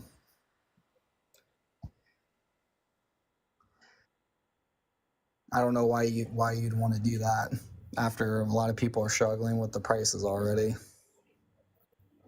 Because I have no indication to say that what you're saying is true. You're just theorizing that she'll fight to increase the wages, first of all, which should be increased. The federal minimum wage has not kept up with inflation at all, which is the problem. So raising the federal minimum wage at this point to catch up to inflation wouldn't raise inflation. That's not how that works. Well, there's a Raise the Wage Act of 2023, and this is already like something that's that's already being written up. So this isn't like just like a conspiracy. This has already gone through the House. It didn't pass, and obviously didn't get through. But I'm saying that's what Harris and Biden are supporting. And you can look. I mean, what I'm saying is factual. Larry Summers is a representative. He was a representative under Obama and Biden. Okay. And he admitted that yes, raising wages will cause more inflation. So I don't know. So the problem is, if you're just talking about raising the federal minimum wage, it hasn't moved in decades. So no. Like it needs to be higher. I don't even care if it would raise inflation. It needs to be higher. Yeah, but then you're also going to just start raising prices, just like how you see it in this economy right now. Right, but so everybody gets more money as well. So everybody, literally everybody then has more spending power, right? So inflation isn't going to go up by 10%, right? You're talking about maybe inflation going up to 4%. Well, it's not just the rate of inflation; it's the prices as well. That's what, No, because that's what inflation is. So it is the rate of inflation. That's what we're talking about. So if we get up to 4% inflation, wages just have to keep up with it. That's the goal here. Economically, we're talking about the goal is to make wages keep up with inflation. but that You has agree with that, right? No, I agree with what you're saying. No, Okay. I agree with what you're saying. Yeah. So federal minimum wage isn't that. It needs to be raised. Right. Well, like I'm saying, like I agree with you, like on that standpoint from where it's like, I agree that yeah, like when you saw rent prices going up, like during COVID, and like right now, like people are paying like over $1,000 for like a 1 bedroom in certain areas. Like yeah, I agree with like wages should go up because how Yeah, can you live so off of that? You know, housing is a special circumstance because the housing market has been bought up. Like it's being actively bought up by major corporations. So that's a different case altogether. So For that, we need regulation. So then who's buying? Okay, so then who's supplying all the immigrants coming in here, like housing wise? They're buying up the houses for them. Who's buying up the houses for them? Like these corporations, you're saying, like a lot of these like the housing. Who is supplying illegal immigrants with homes? And I prefer to call them undocumented immigrants. Or nobody's illegal. Who's supplying them with homes? That's not a thing. So you're telling me like an itinerary program, they're not supplying people with resources? They're not supplying any of these people with homes. They give them resources. How much does the federal government give undocumented immigrants? Well, I mean, you can go look in New York. They put them in hotels right now. How much does the federal government give undocumented immigrants? What do you mean? Like get like money or? Yeah, actual assistance when they come in. Well, they book them through that process. They give them a court hearing, and then they release them in the communities. They give them. Okay, so you're not even talking about undocumented immigrants. You're talking about asylees. Well, which is good because they don't give undocumented immigrants anything because how would they? Yeah, that's what I'm saying. Like, yeah. But so how much do you think they give asylees then as assistance? They're not technically citizens though. So they give them $2,125, I believe, as a one-time check. That's it. I heard that's per month. It's not. It's not. You heard wrong. Okay, so then who's paying for this? That does come out of the federal budget. That's the federal government giving them money. Okay, so why, if you say like the increase of like say that all the 8 million people that came here, they were all seeking asylum, 8 million of them. Why would you spend out of your federal budget for over 8 million people? $16 billion. Yeah, why would you? Why would you do that? Honestly, for us, that's a drop in the bucket. I'm all for it because I see them as humans. So if I went to like Canada or Germany, I was seeking asylum there, they would give me the same kind of service. I would hope they would have something to assist you get on your feet. Yeah. Yeah, they won't do that. Okay. I'm against that. Right. So then if you're saying you look at them as humans, and why are our NATO, countries, why aren't they following that same procedure? Why are we still supporting them? They don't view it the same way either. What? I'm saying, what does NATO have to do with this? Now you have to explain that. So Canada is not part of NATO? Do you know what NATO is? Do you know what it was made for?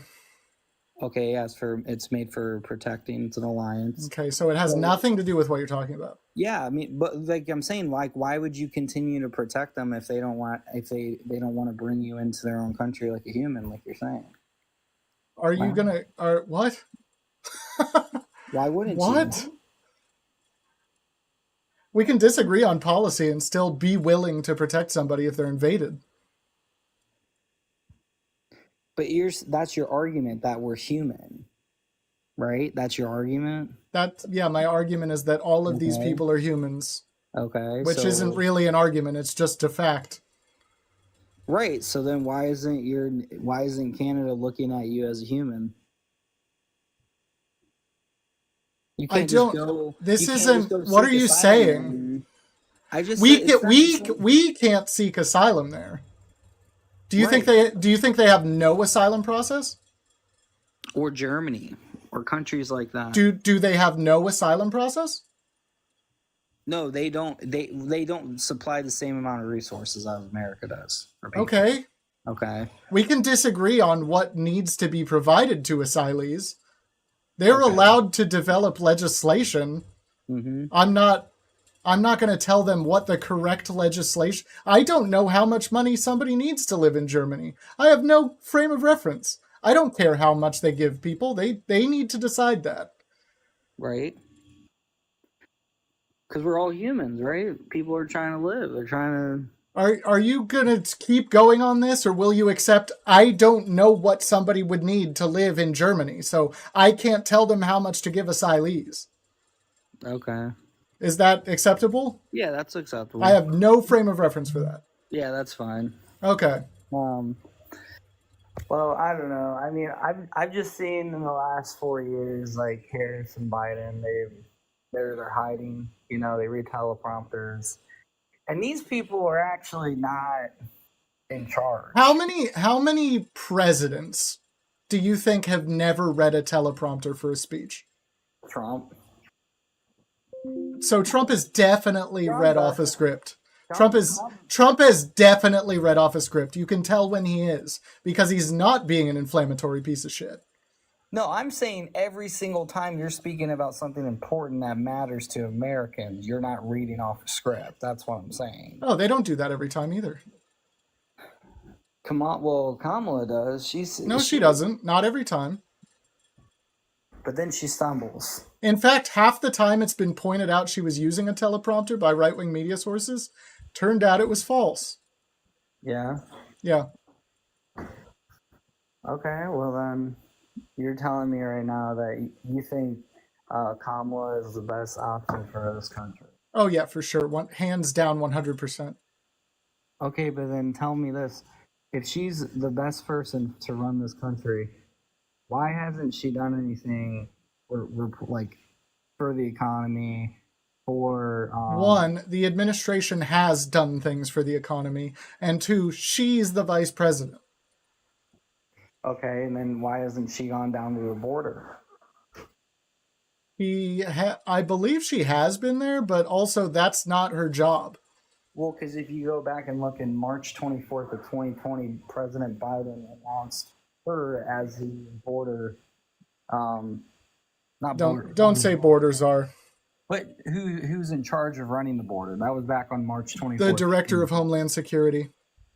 Yeah, but Biden appointed her that on March 24th. No, the border czar is not a position in the U.S. Well, I didn't say border czar. I said he appointed her to be in charge of the border. In what respect? What was her actual job? To follow the law. To follow what How was she supposed to do that from her position as vice president? What exactly was she supposed to do? Mike Pence did it, so I don't know why you're What exactly did Mike Pence do? He helped pass Title 42. Like, what do you mean? What do you mean he helped pass it? That came from the Trump administration for public health for people to remain in Mexico. How did he help pass it? He sat with a bunch of congressmen and senators, and he went over it with them. So, okay, so you think just actually pushing for legislation that would tighten the border is what she should have done? And yeah, I mean, okay, so she did that, but it didn't work. Yeah, because of Trump. Well, if you look at the provisions of what they wrote up, I mean, why? Like what? What was the daily number of encounters that they were allowing in that provision. You're pointing out a wrong fact. I'll say this again.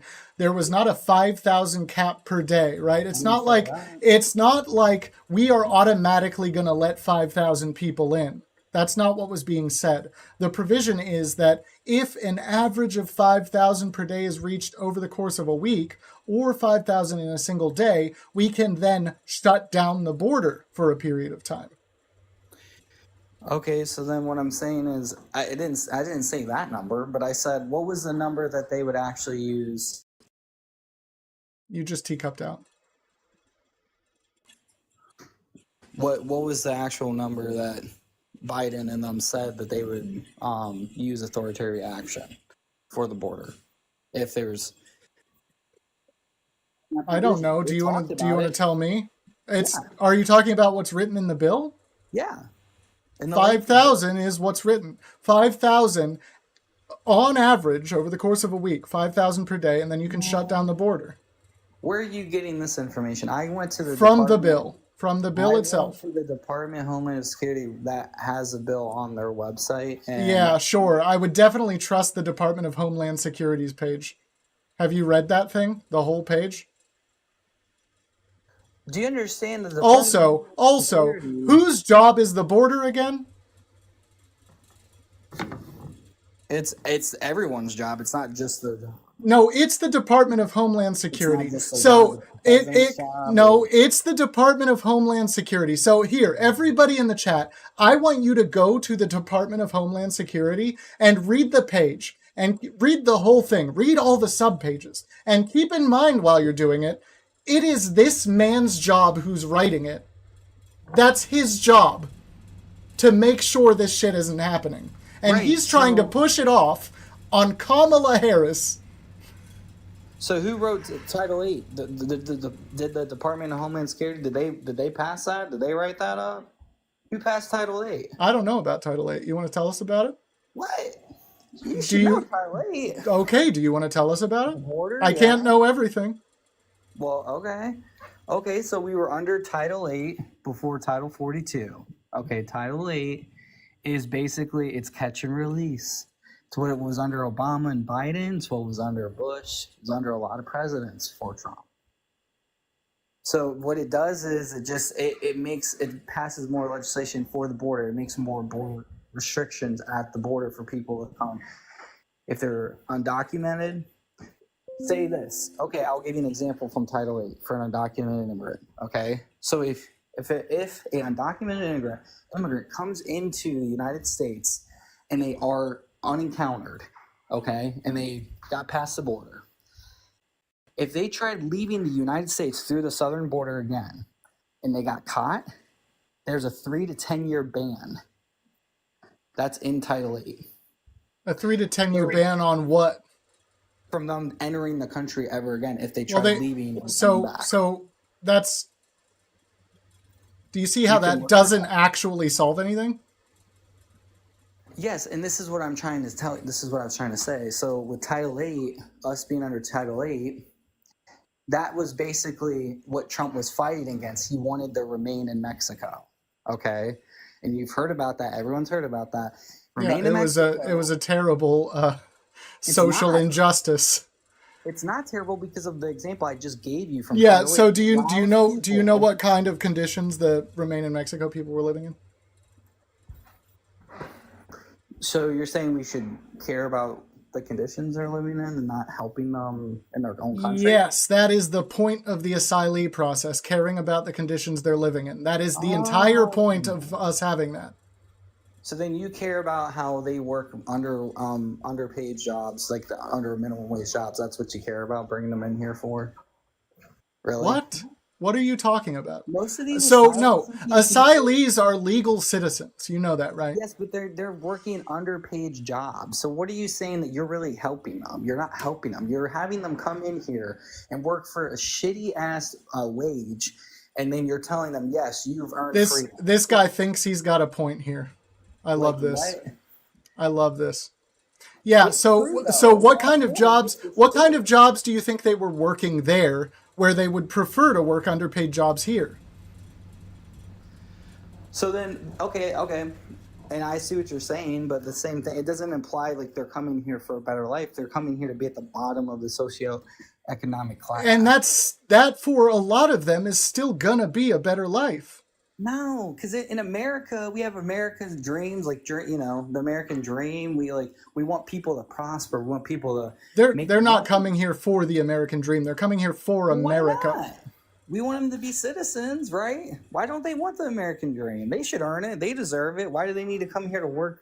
Overwhelmingly, again, they are asylees, so they are legal. You realize that. Under a TPS system, that's what you're saying. They're under a temporary protective service. That's why. Well, until they actually attain legal asylee status. They're not here on a visa. Until they attain legal asylee status. They're not here on a visa or a green card. They don't have authorized. And TPS is still legal. So what do you want?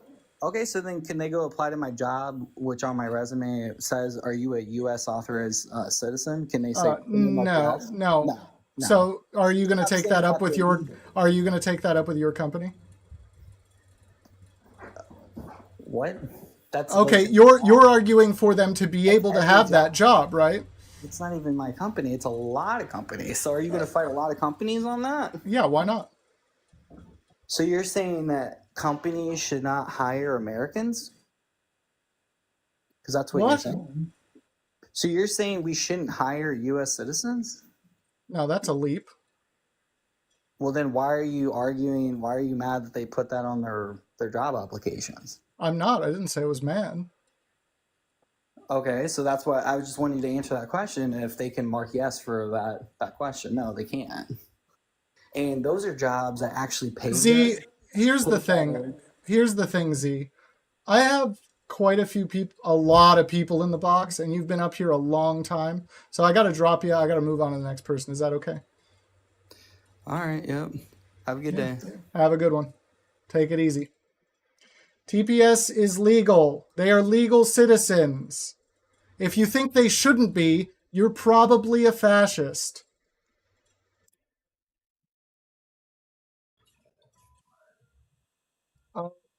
Paul, how are you doing? I'm fine, thanks. How old are you? Yeah, I'm great, thanks. I just to the last caller. Yeah. I have sponsored personally about 30 people to come to the United States on humanitarian parole, which is the same as TPS. Hell yeah.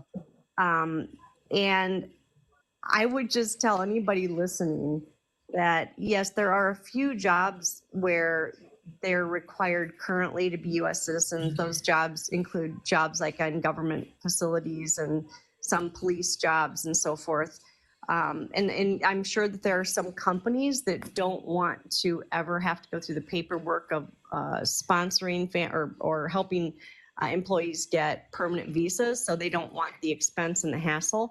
But I'm just saying, I get a phone call almost once a week, at least once every 2 weeks, sometimes 2 times a week, from employers asking me if I have anyone here who needs a job, because there are huge job vacancies, especially in the Midwest. It doesn't necessarily mean down in some, southern border. I'm sure there are communities that have more people than they have jobs. But in the Midwest, we're dying for people to come in and just do general labor. Hell yeah. And there are a lot of jobs, like you're saying, that the current U.S. citizenry does not want and will not take. Right. These guys, when I pick them up, and I'm picking up a family of 5 on Tuesday, but this is what typically happens. I get them in the car and they say, "Can you help me find a job?" And I say, "Yes, no problem. We'll follow work authorization. You'll be able to work within 2 weeks," right? They're like, "No, but can we work tomorrow?" I'm like, "Well, tomorrow we'll start the paperwork." They're like, no, we want to work tomorrow. We'll do dishes. Well, I've got 2 attorneys that are painting trim. I've got people who are doing just picking up garbage for the city. They will do anything. They're so grateful just to be in a safe location. The other thing I don't think a lot of people realize is, like, if you look at the state of Iowa, if you remove all of the immigrants, if you're just looking at U.S. citizens, that are leaving the state. We are quickly losing population in Iowa. It's dropping off fast. The only reason that we're almost flat, we're growing like by less than a percentage annually, is because of immigration. And so we have counties all over the state who are organizing groups together, not just because it's the right thing to do to help families that are in, dire situations, but also because it's an economic win for them. Yeah. They're paying taxes, they're buying cars, they're opening bank accounts, filling jobs, their kids are adding some diversity to our schools. It's pretty cool. Yeah, that's neat as hell. Good work you're doing for sure. Yeah, well, and so anyway, I'm really just disappointed and devastated by all the misinformation out there. So thanks for trying to get some accurate information out there. Yeah, it's amazing every time I do this. They spout anything that dehumanizes anybody coming over the border, and it's kind of ludicrous. And it is crazy because even the people coming, most of the ones that we've sponsored have been from Ukraine, and there's specific reasons for that. But even those people who are literally, having shrapnel come through their doors and whatever, they wait till the last minute. Nobody wants to leave their homeland. So if you have somebody coming to this country as an asylee or under temporary protected status, they're not doing it just to, I don't know, live a little bit better.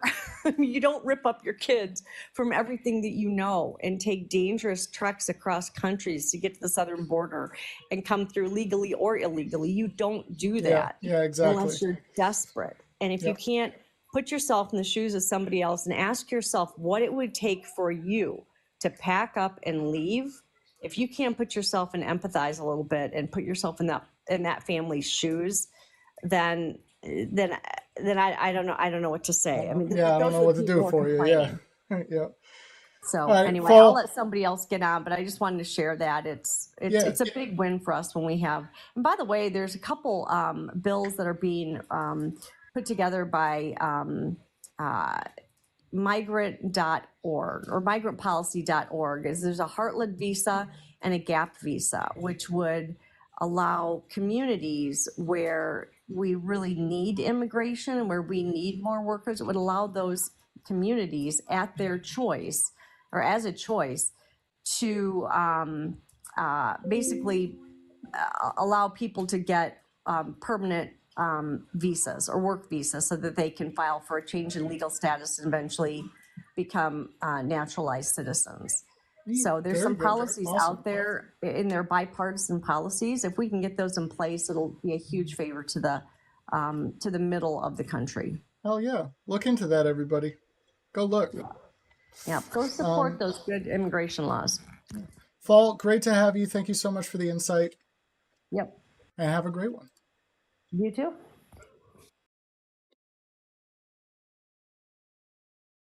Stephen Murray.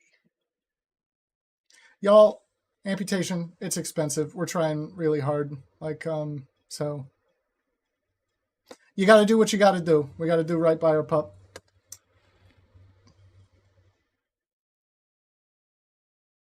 Steven is not going to connect. All right. And we have user. Oh, no. Now we have Apple user.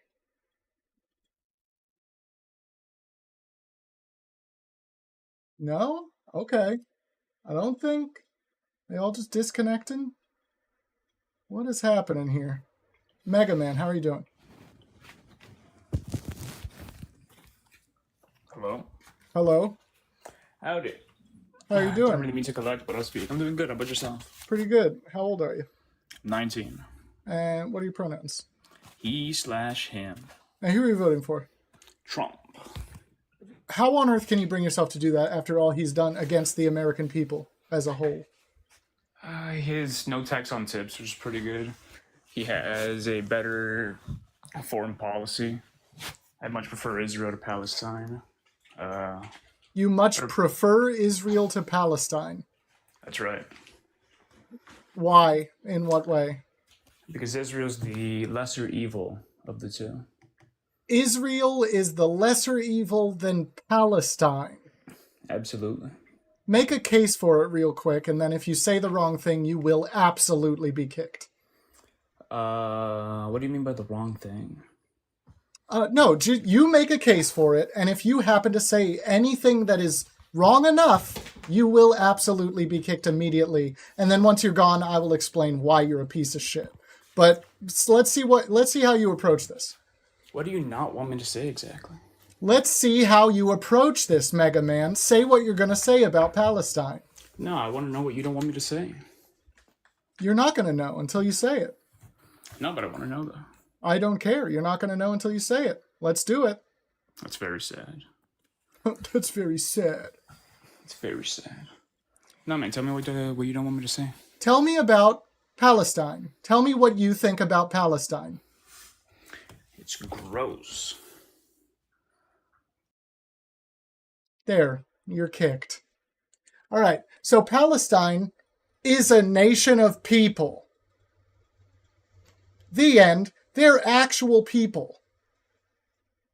You just dehumanized them enough.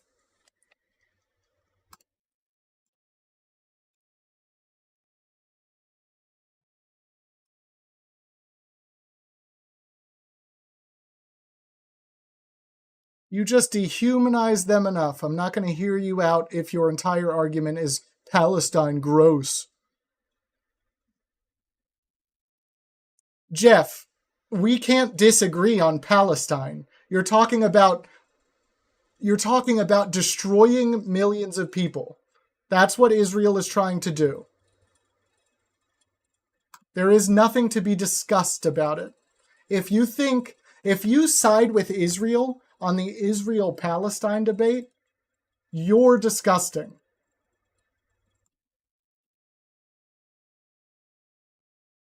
That's all there is to it. We're having a lot of people that can't connect right now. Matters. How are you doing? Hey, how you doing, bro? Pretty good. How old are you? I'm 39, born in 1984, December 26th on a Wednesday. Nice. What are your pronouns? And I guess So he, him. Yeah. Who are you voting for? Let me guess. I mean, man, a pronoun though. Like, isn't that a pronoun? That if I describe myself as a man, isn't that a pronoun? No, man is not a pronoun. Oh, isn't it? All right, I'm gonna have to ask Siri. Hold on one second, if you don't mind. Hey, Cyrus. I mean, my bad, Siri. Is man a pronoun? This dude doesn't know parts of speech. How indicative. It's a recessive form of a pronoun. It No, just said no. that. So That's wrong. So my iPhone's a dumbass. All right, heard. Okay, so real quick. yes, you are the dumbass, Matters. You are the dumbass. Yes, Matters. You are the dumbass. Congratulations. Because you don't know parts of speech and you have to ask a device. Okay, so how do you feel about January 6th? How do you feel about January 6th? So you asked a question with a question? Yeah, do you know what led up to January 6th? How about that? Rhetoric. Lots of rhetoric. No, there were actual specific actions Trump took that led up to January 6th. Do you know anything about them? Do you know anything about them? Or do I have to go over the whole thing? You explain, because this is your live, and I don't want to act like, what you do. So, I'm the one that commented recently on your post, too. You and I keep going back and forth. You called me a MAGA supporter because Yeah, you're definitely MAGA. No, I'm definitely independent, but okay. Yeah, so have you, no, you didn't. Have you heard anything about the false elector scheme? Wait, hold on a second. Have you heard anything about the false elector scheme? How are you going to disrespect me and call me Because you're a liar, so you don't deserve respect. liar? Yeah. Okay, let's get one thing straight, man to man. Don't call me a liar. Well, you are a liar, so. Okay. And so are you. You're like all these other people with the talking points. That's why you couldn't even debate me correctly. You haven't even responded to me. Oh, he's getting so mad because I called him a liar because he is one. What are you talking about? Who's You getting did. mad? You're not a Democrat voting for Trump. You're a liar. That's what I you never are. said I was a Democrat. You There you go. See, you were just like most of the people that are voting for Harris and Walz. You don't listen, but you'll listen. You'll abandon Joe Biden, your daddy, and talking about mommy's titties though. But she's a whore that literally fucked her way to the top. That's a fact. You can actually Google that is not a fact. No, really? I know You're sure everything about. girl? I know Are you sure about absolutely that, bro? everything about what you're talking You sure about. that, bro? Are you Yeah, willing to die on that hill? yeah, for sure. Yeah, you're an idiot. Like real talk. You were literally Like real talk. You're so dumb. Yeah, because you are. You can tell how arrogant you are. This guy. All right. Do you know anything about the false elector scheme? I'm all ears. So you don't know anything. You got to say you don't know, and then I'll teach you about it. Okay, fine. There you go. You don't know? You speak for me, so there you go. You got to say you don't know before I'll teach you about it. Otherwise, I know we can save some time. Okay, I don't know. There you go. Okay, so Trump tried to instate false slates of electors for 7 different swing states that he thought he should have won, but he lost fair and square. He tried to have Mike Pence certify those false electoral votes at the certification ceremony on January 6th. Do you think that's constitutional or not? No, of course that's not constitutional, and that's actually if you actually read the report, that actually isn't 100% true. No, it's definitely true. To that, and that It's was true because definitely true. That talking point is led by Trump lost by 5 to 7 million votes, which No, Bud, it is definitely true. Trump says he did it. We know he did it. That's not the defense. The defense isn't that he didn't do it. Do you know what the defense is? What's the defense? That it should be protected as presidential immunity because it was an official presidential act. So he did it, and his defense is that it should be protected. If that was the worst thing you could come up with, then what about the No. Hold on. What do you mean if that's... Hold on. Matters. You got a violation. You got to go. What do you mean I got a violation for what? You caught a TikTok violation. I don't know, but you got to go. See ya. Because I told the truth about the... He caught a TikTok violation. I'm not going to... You got to go.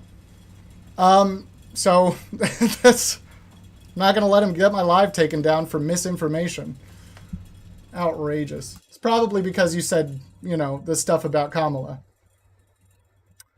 He also didn't know anything about the false elector scheme. Again, as a Trump supporter, if you don't know anything about the false elector scheme, you need to rethink your entire life at that point. You're supporting a fascist who has done openly fascist things, and you should at least know about that and just actually be able to spout some information on it. Guy, how are you doing? Hey, how are you? Pretty good. How old are you? 20. And what are your pronouns? He/him. And who are you voting for? Oh, can I be honest? Shoot. No, I would prefer for you to lie. Oh, okay. No, I'm very neutral on all of it. I haven't really decided on who I'm going to vote, so I might not be the best demographic for the live. So I'm glad you picked me, but I think we can talk for a little bit. How can you possibly be undecided? It's not that, because I think for what it is, I don't have enough information when it comes to Kamala, but I definitely don't like Trump. So I definitely think I just am more on, I don't know how to explain it, I guess. What don't you like about Kamala? What is there not to like? I think a lot of it, like I said, is a lack of information, I'll be honest. When it comes to politics or anything up there, there's so much information, I guess. Especially with me being, I guess I'm Gen Z.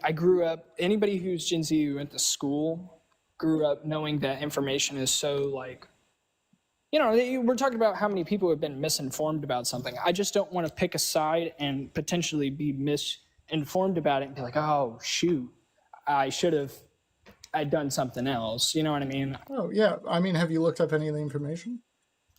So I was actually somebody, because my family's actually very Democratic.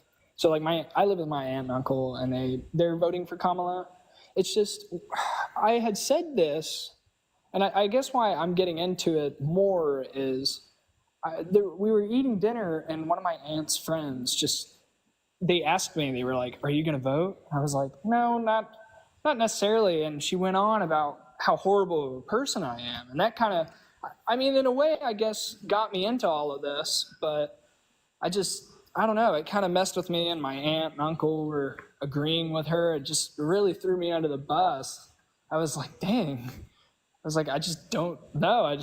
It kind of made me upset because and now I'm seeing all these debates, and I guess my talking point is she had the opportunity to get me to, you know what I'm saying? And I don't want to be a part I don't know what you're saying. I guess I'm saying, like, I don't know. Like, if I was trying to get you to vote for somebody, I wouldn't want to be, you know what I mean? It's like, No, you haven't said anything yet.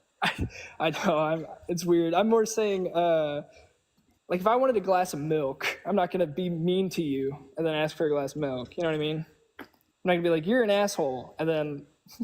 Okay, so here's the thing. This live is not about trying to convert people who actually come up on the live. This live is about having Trumpers come up here to show everybody that's watching the live how delusional they are. I see. Not only delusional, how racist and misogynistic and just outright bad for the country they are as a person. How unpatriotic they are. Yeah. And I guess a lot of my faults is I'm not very patriotic in a way, and maybe I should be. I think there's a lot of self-reflection upon myself. I just think, I don't know, I've been very undecided because like I said, it's like if I go for anybody, I just get, people don't, I'm more of a people person, I guess, and so I would vote for Kamala. It's just I don't want to be, I don't know, I don't want to be called because she called me a dick and a piece of shit, and I was just kind of really hurt, and I was like, damn. And even my own family, it was kind of like, I want to be a part of y'all. I agree with y'all. It's just, I don't know. I just want it to be, I don't know. It just seems like everybody has so much infighting, and it kind of makes me scared between everybody fighting about everything. I don't know. Yeah, so the division came from Trump. This division didn't exist before he started running. I definitely believe that. People are so serious about this that they will call people dicks for voting for Trump or even not voting, because we're trying to prevent actual American fascism. I see. Yeah. Like, it's pretty serious. Yeah. I get that. I guess I could probably, I'm probably a little late out of all of it. I'm assuming voting's probably out of the option. I haven't. Voting is November 5th. Okay. Remember the 5th of November. Oh, remember the 5th of November. Remember.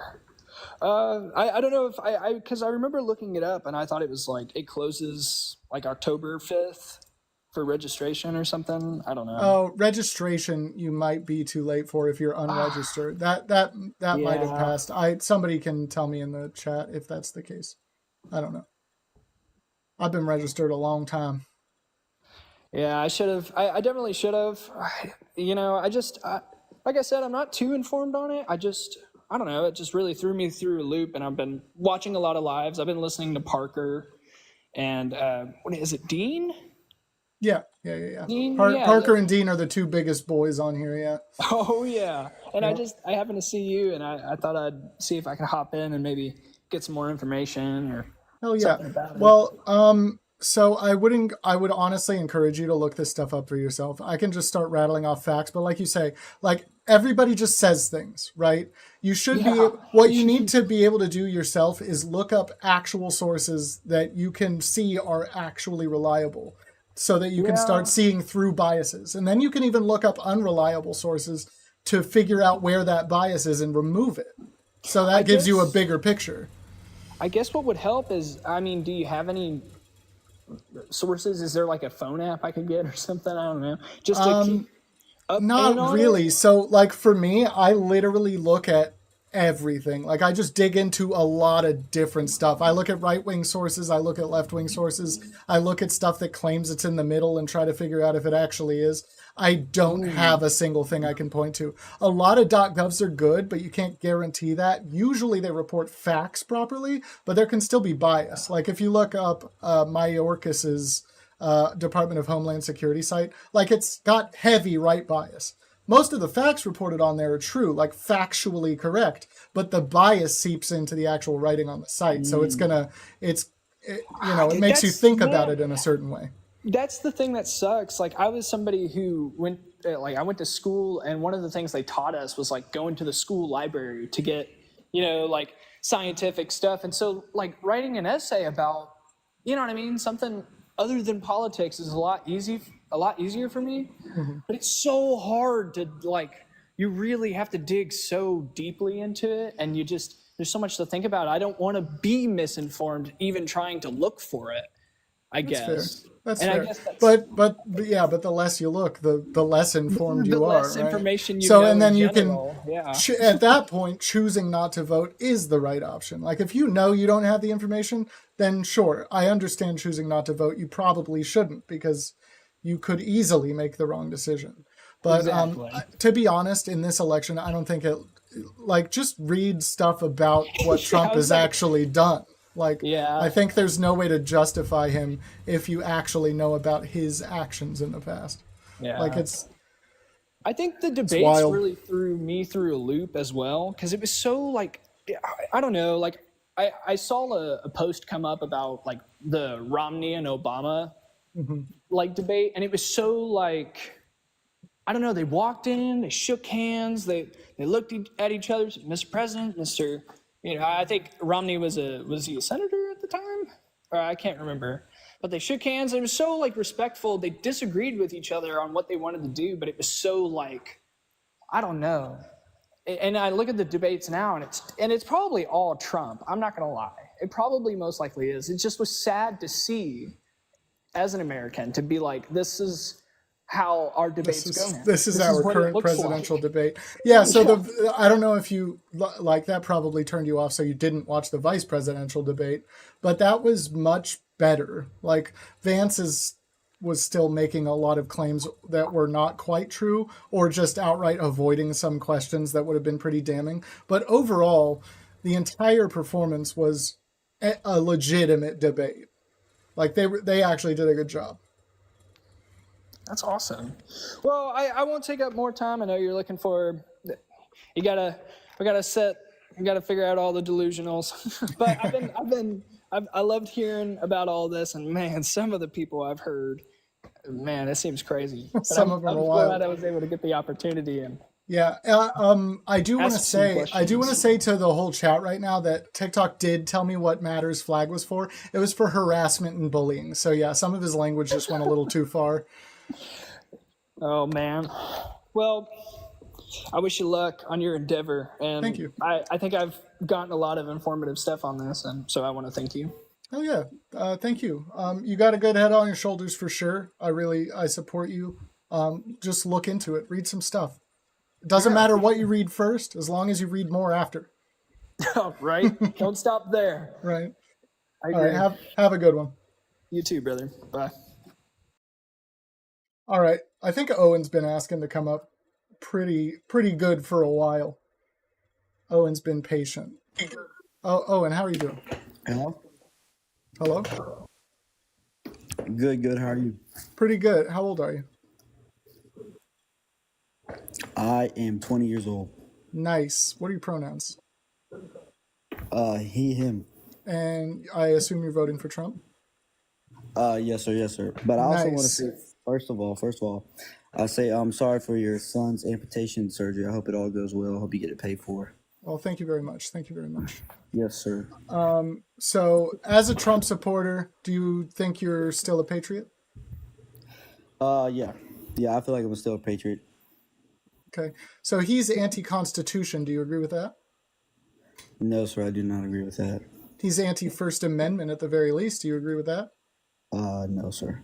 Okay. I think you can say that on both sides. If you want to call Trump anti-First Amendment, you can call Kamala Harris, Joe Biden. This is not a tit for tat necessarily. This is about how Trump himself isn't a patriot. No, I don't believe he's anti-First Amendment, but I do believe Kamala Harris. And, do you want to hear him on it? Sure, but first of all, I just want to say some of the reasons why I want to vote for Trump. Is that all right? Oh yeah, sure. All right, so I feel like Trump is more of he aligns with my views as a Christian, and he aligns with my views as a goal for America. I feel like Kamala Harris, she isn't someone on the world stage that can help Americans thrive. I feel like she's very incompetent in pretty much everything she does. I feel like she's not. What makes you think that? Well, because she was tasked with going to Ukraine to negotiate with the presidents, and she failed. 3 days later, 1 million people, either 800,000 or 1 million people died. I feel like she. Do you know what the talks were like? No, but I can guarantee she didn't. There was no movement in that. She was. So do you think if Trump had gone over there to talk, that Putin wouldn't have invaded Ukraine? Yes. So what do you think Trump would have said? How do you think Trump would have stopped him from doing what he wants to do? Because Putin knows where Trump stands, and Putin's not going to go against what Trump wants. And that's been, I think. Putin, what do you think Trump wants? World peace. He doesn't care about that. I disagree with that. Do you know what he said about the Ukraine-Russia conflict? No, sir. Russia should end the war. What do you think that means? Russia should stop fighting. No, that's not what that means. That means he's saying that Russia should crush them. He's saying Russia should end it. Well, that's your interpretation of it. I feel no, like that's what he means. I mean, you don't live in his brain, so I mean, you can't just say that's what he means. That's your interpretation. Do you agree that Putin and Trump are friendly? I believe they're cordial. Okay, why should we be cordial with a dictator? Because he has one of the biggest countries in our known world. Okay, and when he invades a country that borders his, how do you think we should respond? I believe we shouldn't allow it, but I also believe we shouldn't fund their war when our people in America are. How do we not allow it without giving them some kind of assistance? Those are contradictory. I mean, we cannot allow it by. I mean, you think we should just? You think we should just You think we should just sternly tell Putin, no? I mean, Trump did it. Well, okay, what do you mean Trump did it? I believe that Putin has wanted to invade Ukraine for a while now. I believe he wanted to invade Ukraine in 2016. So if you go back in 2016, what do you think Trump and Putin talked about that gave Putin the idea maybe I shouldn't invade Ukraine? Why did he not do it against? I don't know that he had that idea at that point at all. I believe he did. I believe when he saw. Well, you can believe that, but you have no evidence for it. You don't know what the talks were about. We can theorize on what the talks were all day. We can theorize on what Kamala's talks were all day, but you don't know. Okay, so why did Putin enact a war against Ukraine under Biden's administration and not under Trump's? I don't know. Why does anybody do anything at any time? So you think that Putin had no fear or fear of repercussions from America if he invaded Ukraine? You feel like he? No, I don't think he did. I don't think he did at any point. You don't think he did? No, he's above fear. He doesn't fear. He doesn't fear us. He's a dictator, and he's just going to do what he wants to do because he doesn't think we're going to attack him. I disagree with that, but I also disagree about. You can disagree with that, but that's how he is. He doesn't care what people think about what he's doing. He just wants things, and he's going to go for it. He's a dictator. That's how dictators behave. I don't agree with that, but And Trump is his puppet, if we're being honest. I strongly disagree with that. I don't feel like Trump is. Why did Trump provide him with COVID testing kits at a time when they were almost impossible to get for U.S. citizens?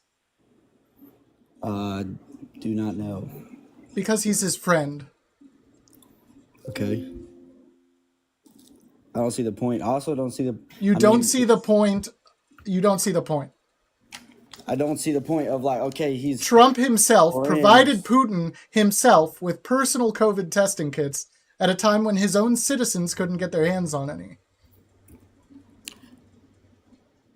I mean, you can call it an alliance. Enemies sometimes make an alliance for peace, for a new way forward. That's the thing. You don't always have to. Are you talking about treaties? That's not an alliance. That's different. Alliance treaty. You don't have to go to war with a major country. Do you know? Do you know who we have a treaty with? Who? Ukraine. When? When did we sign that? 94. We signed that treaty in 94? Yeah, Budapest Memorandum. Okay. So did Russia, in fact. Okay. But I don't think we should be funding, we send billions and billions of dollars to Ukraine while Americans at home are struggling financially. I don't think we should give billions to... How much do you think we've given? I think it was like $81 billion that they gave. It was like another $2.4 billion that they just gave. And we given like $700 to the victims of the Maui fires. We've given like $700 to the people that lost everything in the mountain landslides in North Carolina.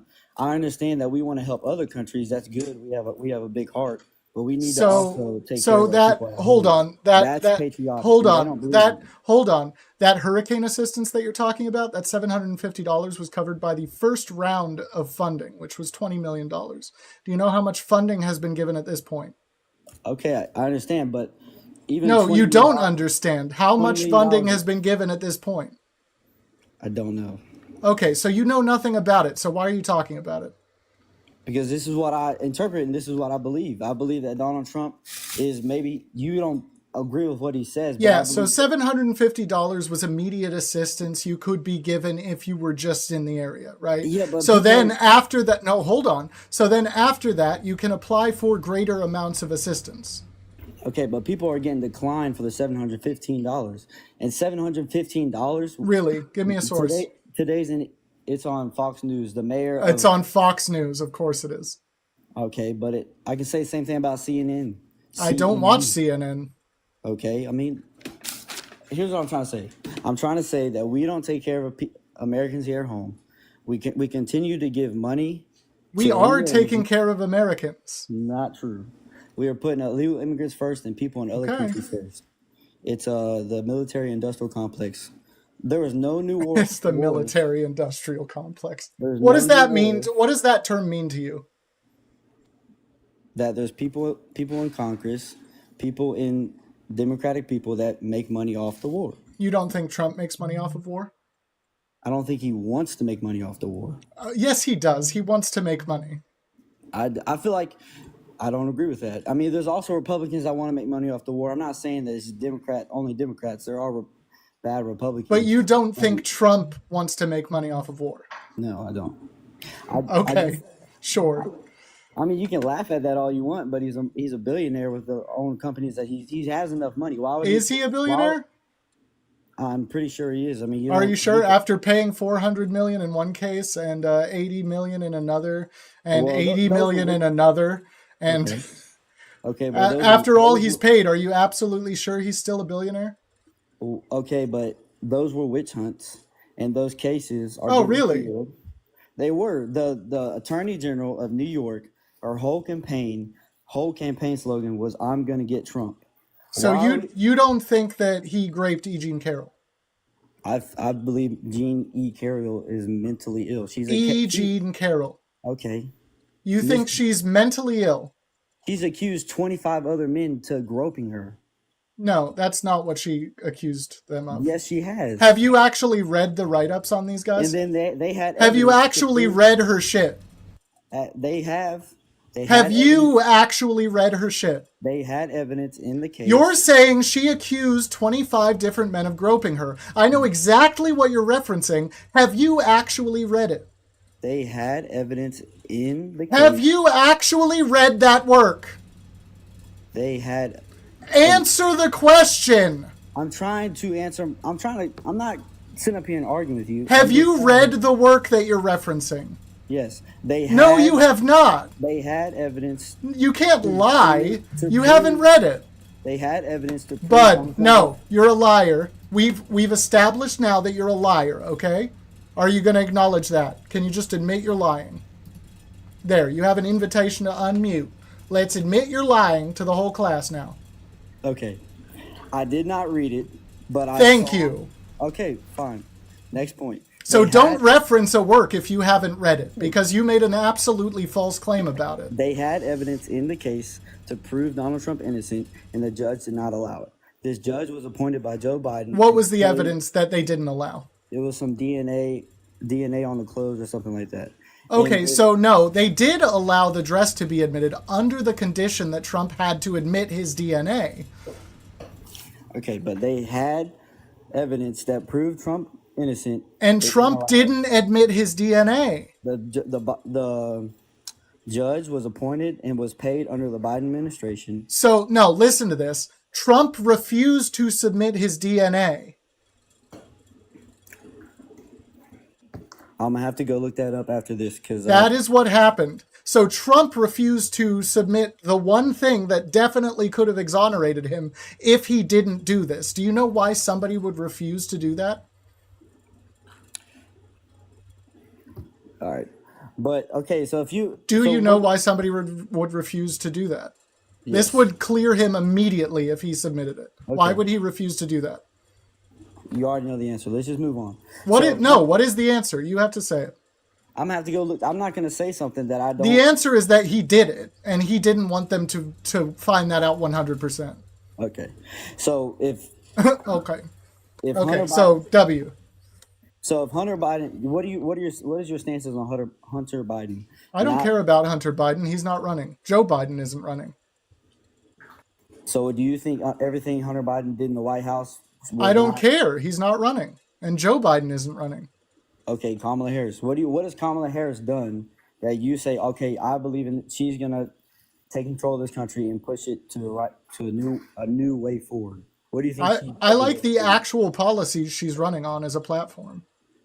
Which ones? I like her tax policy, for instance. I think her tax policies on capital gains, even for small businesses, they have to pay what they haven't made. What is the threshold for capital gains tax that she's pushing for? I think it was like 50? 51 what? On capital gains tax. No, what is the threshold that they have to hit before it's capital gains taxed? Tell me. $100 million. Capital gains tax over $100 million threshold. That is the policy. I don't think that's truthful, but that is truthful. That's what she's been running on the entire election cycle. Okay. Don't try to tell me about my candidate. I'm going to tell you about my candidate. You can tell me about Trump and what you like about him. Okay. So if I like Trump's stance on abortion, his stance on the First and Second Amendment right. I believe that he aligns with my Christian values. We've come full circle. We've come full circle. I can play you the Trump clip that shows he's anti-First Amendment. Are you ready? Sure. They never mention it. They don't talk about the American flag. By the way, the American flag, we got some of the greatest congressmen warriors here that you have anywhere. And congressmen, go to Congress soon, like immediately, but soon. We should give a 1-year sentence in jail to anybody that burns the American flag. So that's how Trump feels about the First Amendment. Do you agree with that? No, I don't agree with the first year in jail, but I do believe that burning the American flag is unconstitutional. It's not. So the Supreme Court roundly disagrees with you. So they're the ones who interpret the Constitution. So if you think you're above them, then yeah, go ahead and make a decision, but you're wrong. I just disagree with burning the American flag. Okay, so it's not unconstitutional, though, as determined by the Supreme Court. So Trump saying he wants to put people in jail for it when it's protected free speech, according to the Supreme Court, is unconstitutional, right? I just don't. I view that as treason, but That's how You I view it. burning the American flag as treason, even though the Supreme Court roundly accepts it as protected free speech. I understand that, but I'm not a Supreme Court. I view it as treason because I have people in my family that's fought and died for this country. How can it possibly? You have to make a case now for it being treason. That doesn't make sense. If you're burning the American flag, you don't believe what the American flag stands for. Do you know what? Can you define treason? Going against your country. Yeah, actually trying to undermine the government of the United States. That's what treason is. But I believe it is treason. Anti-American. That's what I believe. There's no way That's what that means. If you actually know what these words mean, there's no way you can consider burning the American flag treason. That doesn't make sense. It's not an argument you can make if you know what these words mean. In your point of view, but in my point of view... No, by definition, factually, it doesn't make sense. Okay. You can argue that you think it's morally incorrect. But you can't argue that it's treason. That doesn't make sense. Okay. All right. So I also believe Trump is he made a better economy. He believes in working class workers.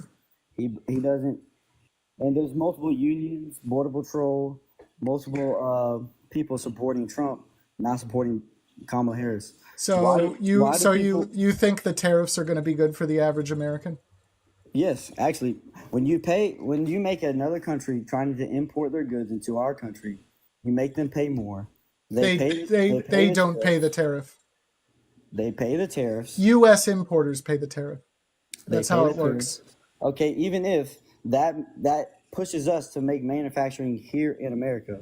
Okay, do you think we can handle all of the manufacturing?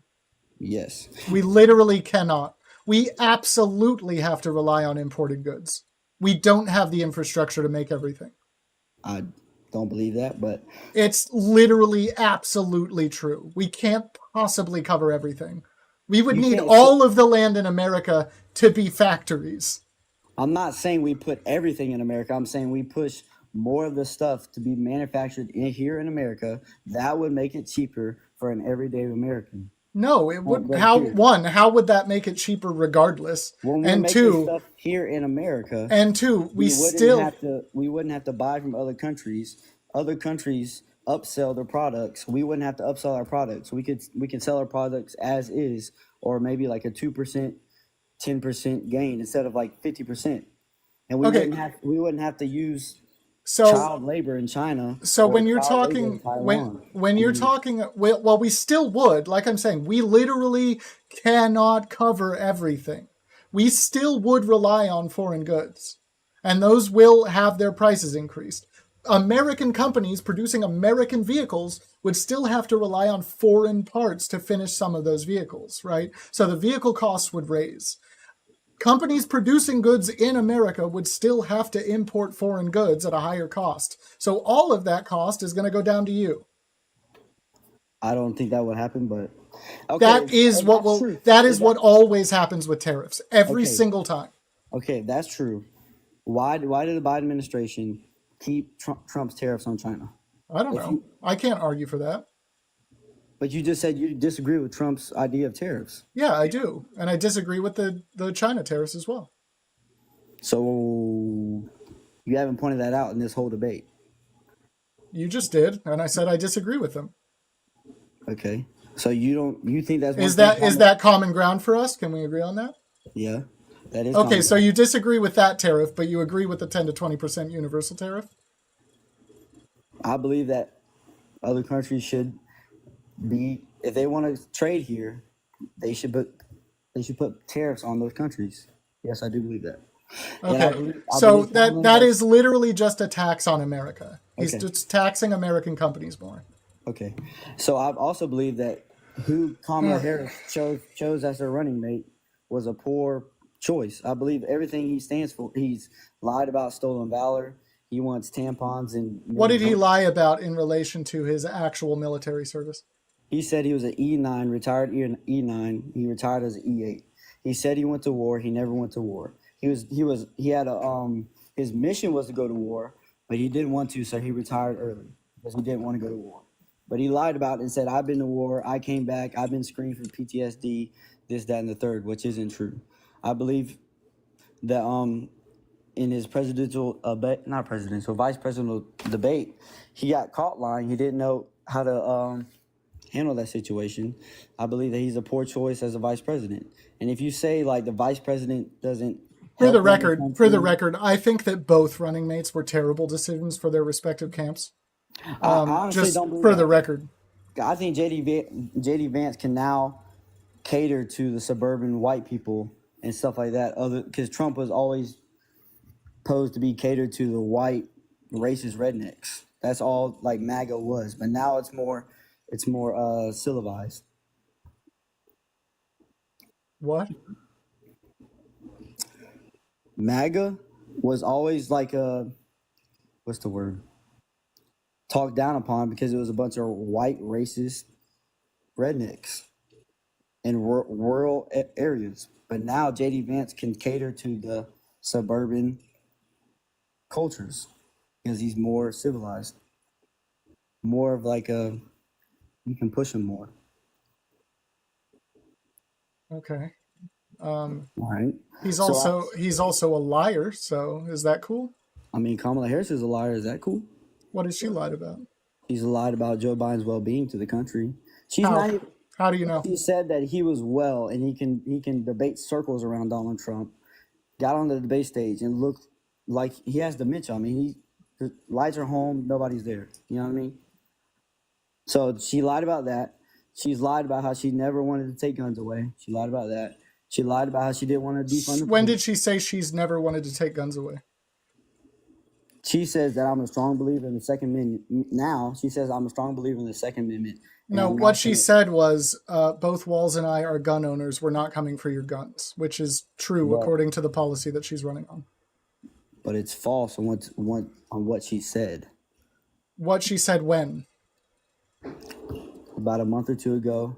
A month or two ago. I'm interested in this quote. What have you heard that I didn't? Okay, I'm interested in the quote that she just said. So at a rally, or one of her rallies, someone said, Jesus Christ is King, Christ is Lord. And she said, no, hold on. The guns. What did she say about the guns a month or two ago? She said, we're going to come take them? She said, we're going to come take them. That's a direct quote. Not word for word, but she said that. Where? When? She was getting interviewed. I don't know. Okay, so she didn't say that. Okay. That's not what she's running on, and she hasn't said that. So unless you actually have a clip to play, which I would be interested in, and knowledge of when it was said, because yeah, I mean, you would just have to play it through your phone and then like hold it up to them. Oh, I'm on my phone, so I don't know how that works. Oh well. Dang. Yeah. Okay, so that's not what she's running on. So I don't know what frame of reference you're using or what you're referencing, but we would need more than this, I think. Because that's not her policy, and she's roundly said that's not her People policy. can go look it up in the chat. They can look up what I just said, and they will find it. Also, how is she going to fund for this housing plan? Where is she going to find the money for this? What, the $25,000 tax credit for first-time home buyers? No, she wants to build new homes. How is she going to build those? What is the policy? That's your running candidate. You should know the policy. I don't know this policy, so you can tell me about it, or you can not talk about it because you don't know about it. Like, these are the options. If you know something, bring it up and talk about it, because then we can talk about it. But if you don't know about something, maybe don't bring it up, because it's not going to be a good conversation, okay? Okay. It's your We can talk about. We can talk about. I thought you were knowledgeable about your. What is she trying to do? What are you saying she's trying to do? She has a governmental plan to build new homes. How many? In what period of time? Do you know any? 2.5 million. I don't know. I think it was around 3 million, 2.5 million homes. Okay, you're guessing. All right. I'll try to look it up, and we'll waste everybody's time because you brought up something you literally know nothing about, and now I have to look it up while we're talking about it. What the fuck is wrong with these people?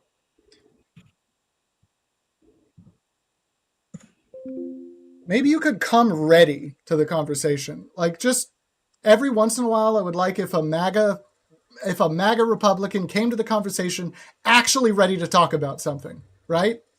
But it's okay. It's okay. I'm looking it up, wasting mine and 230 people's time. Just looking it up. We're looking it up, chat. Just going to look it up here real quick. Hold on. Oh, hold on. Wrong monitor. Hold on. All right. What do we got here? Vice President Kamala Harris has a new advertising push to draw attention to her plan to build 3 million new homes over 4 years. How many is that? How many is that per year, Owen? I don't know. It's probably like 0.8, something like that. 800,000. That's pretty close, yeah.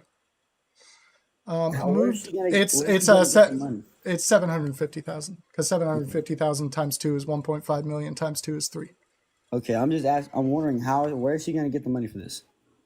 I'm reading. This is part of looking it up. Hold on. Okay. Now I have to actually read the thing. This is why I usually don't look things up during lives, and I like for people to come ready with the facts so that we can actually talk about them. But now I'll take some time and read this article for you. Also, with the $25,000 first homeowner $25,000 loan, whatever it is, they're just gonna raise that price of that house by $25,000. It's not gonna do anything. Why would construction companies have to raise the price by $25,000 for a tax cut? You're not paying the construction company. You're paying the realtors and the realtors that are governing that house. Why would the realtors? Sure. Why would the realtors have to raise the price of the home that you're buying for the tax cut? To compensate for a tax cut to you. They're going to, because so they can make the equal amount of money. These people are not going to take less money. No, so you're still paying the government isn't removing $25,000 from the cost of the home. Do you know what a tax cut is? When you report it to the IRS, they give you $25,000? No. What is a tax cut? A tax cut is you not having to pay as many taxes, right? So you have a $25,000 tax credit that you can put towards your regular taxation. Okay, so where's what? Why would that's even worse? Why would they do that? What do you mean that's even worse? What do you mean? Do you know how they're paying for it? How are we paying for it? A corporate tax hike up to 28%, which is still extremely reasonable. Okay, so everybody that works for that corporate entity or whatever, and they have a tax hike, do you not think that they're going to get taxed more? The workers that work there, you don't think their wages are going to decrease? Their hours? What do you mean they're going to be taxed more? If a corporate is taxed more, so that means they have to pay more money. You don't think that they're going to lessen the wages of the people that work for that corporate? You think they're going to cut their employees? You think they're going to take that cost and cut that cost in terms of employee wages and benefits? I mean, that's generally how it works. No, it isn't. That's never how it's worked. Okay, so you know nothing about the economy. Okay, so I worked for a small business because I actually work for a living, you know what I mean? And so same. When he had to pay. Why did you say because I work for a living? What? Why did you say because I work for a living? I don't know. I wanted to.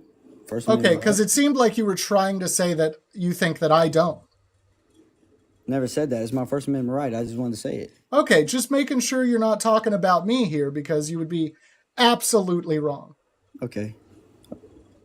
All right. So when he had to pay more taxes, that means that people that on our crew had to work less and get paid more. So our boss, the owner of the company, could be able to pay those taxes. So it's either you have to raise the price of the service you're selling, the service you're providing. So that means like if I want to go clean your pool, if I want to do something for you, I have to raise what you're going to pay, or I have to cut hours and cut wages. Or you have to reinvest into your company to reduce your tax liability. So actually, it's an incentive to raise wages. So you think? No, I don't think this. This is roundly economically supported by all economists. Readjust their tax to invest in their company? What do you mean? Find loopholes in the taxes? This isn't a loophole. When you reinvest company, you reduce your. When you reinvest money back into your company, you reduce your tax liability. You can write off business investments. That's always been a thing. That's how major corporations get around paying so much of their taxes. Okay, so when Donald Trump did that, why do you have a problem with him not? What do you mean when Donald Trump did that? Donald Trump has businesses. He does. You say he doesn't pay taxes, but actually he just writes them off so he doesn't have to pay them. Why is it a problem when he doesn't pay taxes? That's like one of the biggest things I hear Democratic people talk about. Have I ever said that? No, we're debating about Kamala Harris and Donald Trump. This is why are you saying things that you've said other people are saying? I've never said that. I want him to reinvest his money in his business. Okay. I like that. That is why I want corporations to be taxed more, so that they have to reinvest. That ultimately supports the employees. So where do you think they're getting this money from? If they have to pay more taxes, where do you think that money is coming from?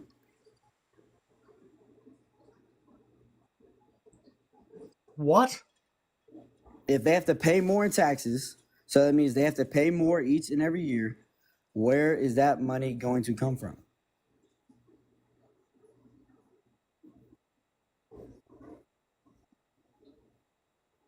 The business.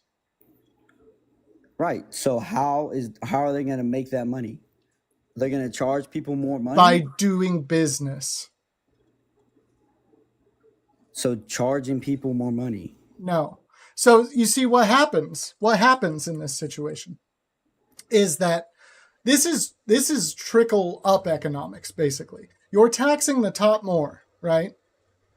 They have to give away their money. They either have to reinvest it or they have to actually pay it to the government. Nobody wants to pay to the government, so they're going to reinvest it. They're going to give their employees more money, which is a write-off. So they will be able to write off that taxation, right?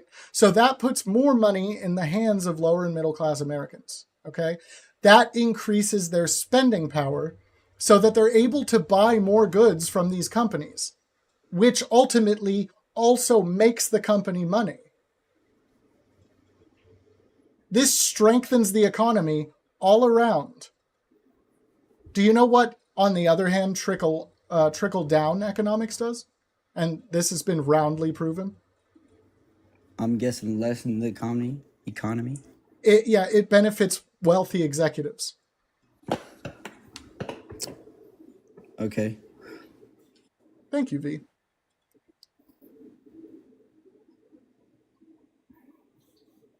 So you want to tax people more, tax corporate businesses more, and you don't think that's going to make us richer? That's going to make me have more money. They're taxing corporations more, and they're taxing people who make over $400,000 a year more.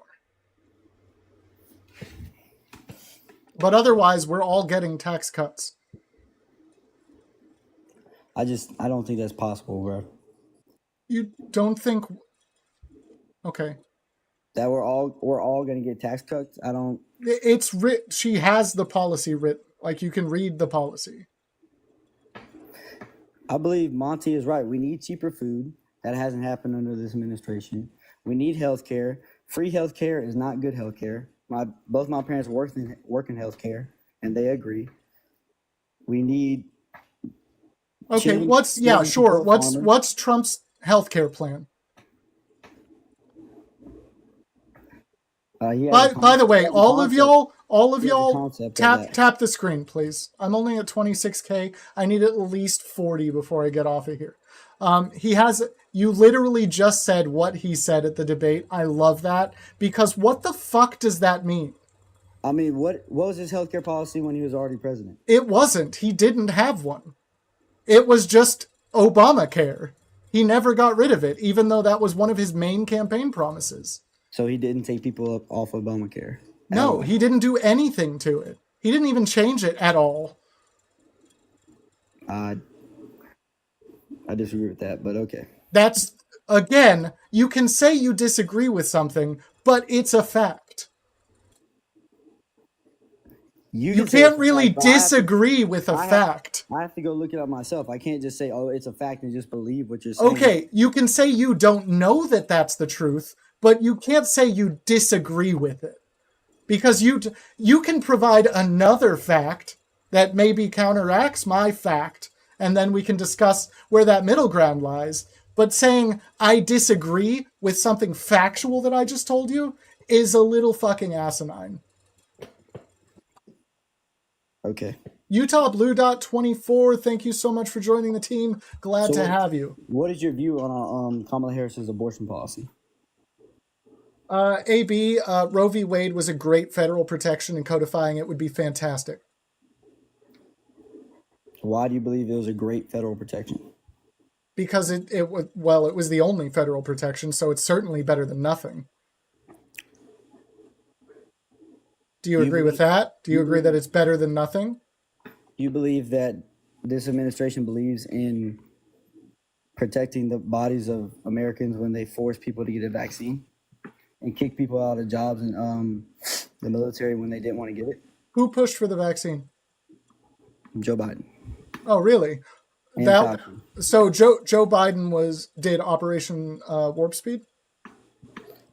Joe Biden and Fauci and Kamala Harris pushed to get the vaccine. Okay, who created the vaccine? Who created the vaccine as fast as possible with Operation Warp Speed?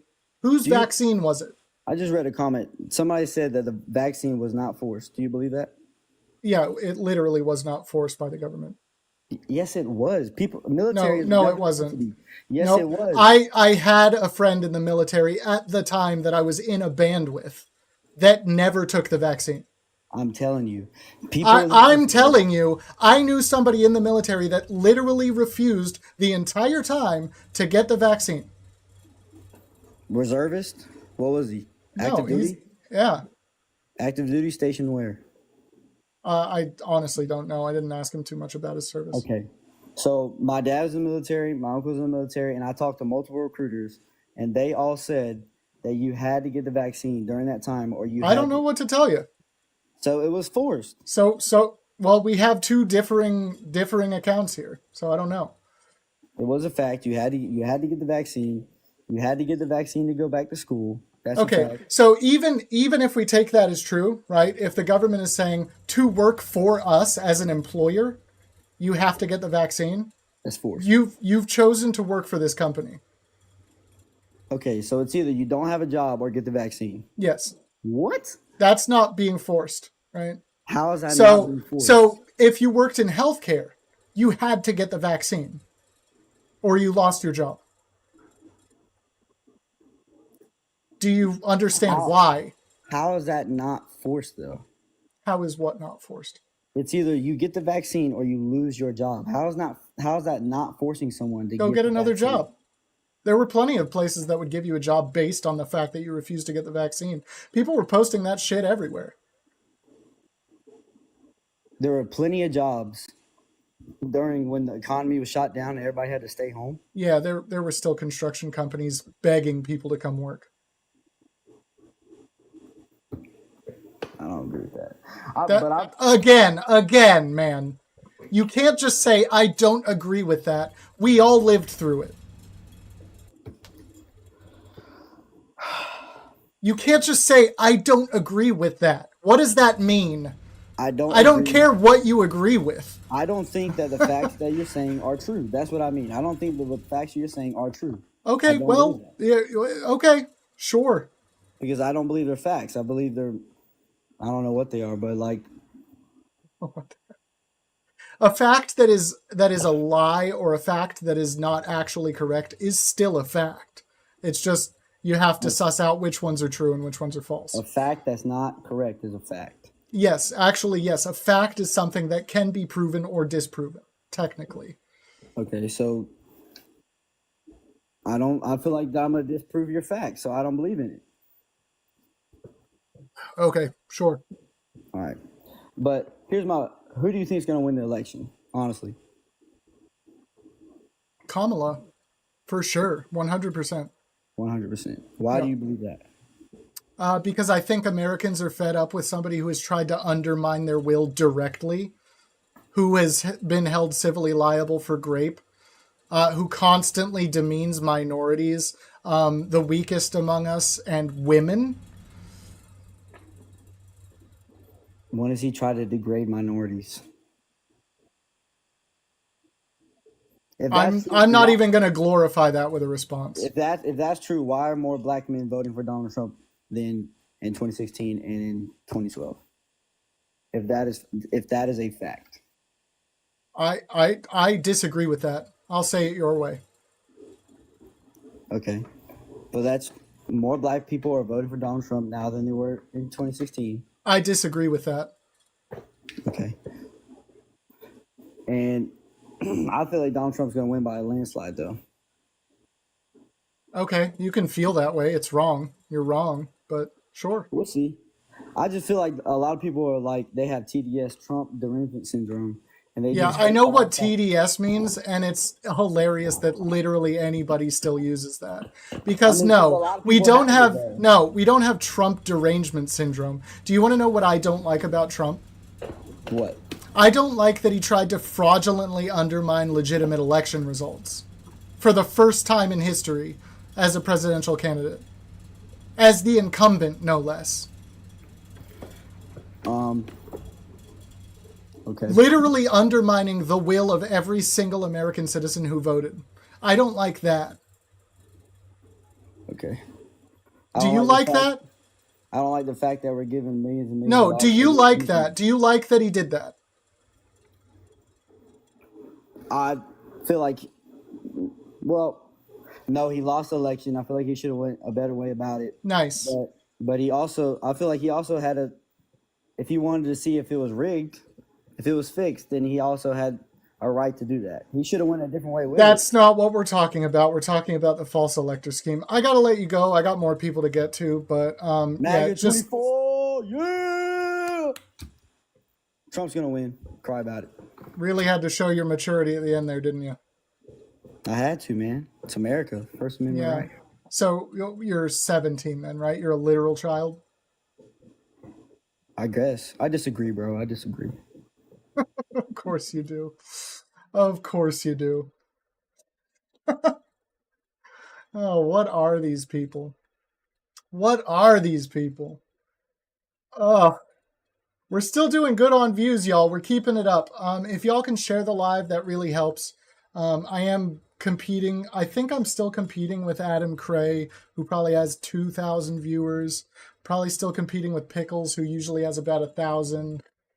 We might be competing with Dean and Parker at this point, who have 8,000. So if y'all can share the live, it really helps.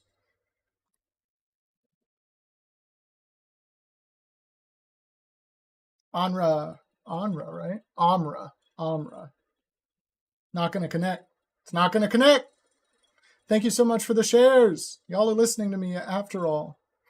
Thank you so much. Amra is not connecting. All right, you can try to request again, but we couldn't get you. We couldn't get you.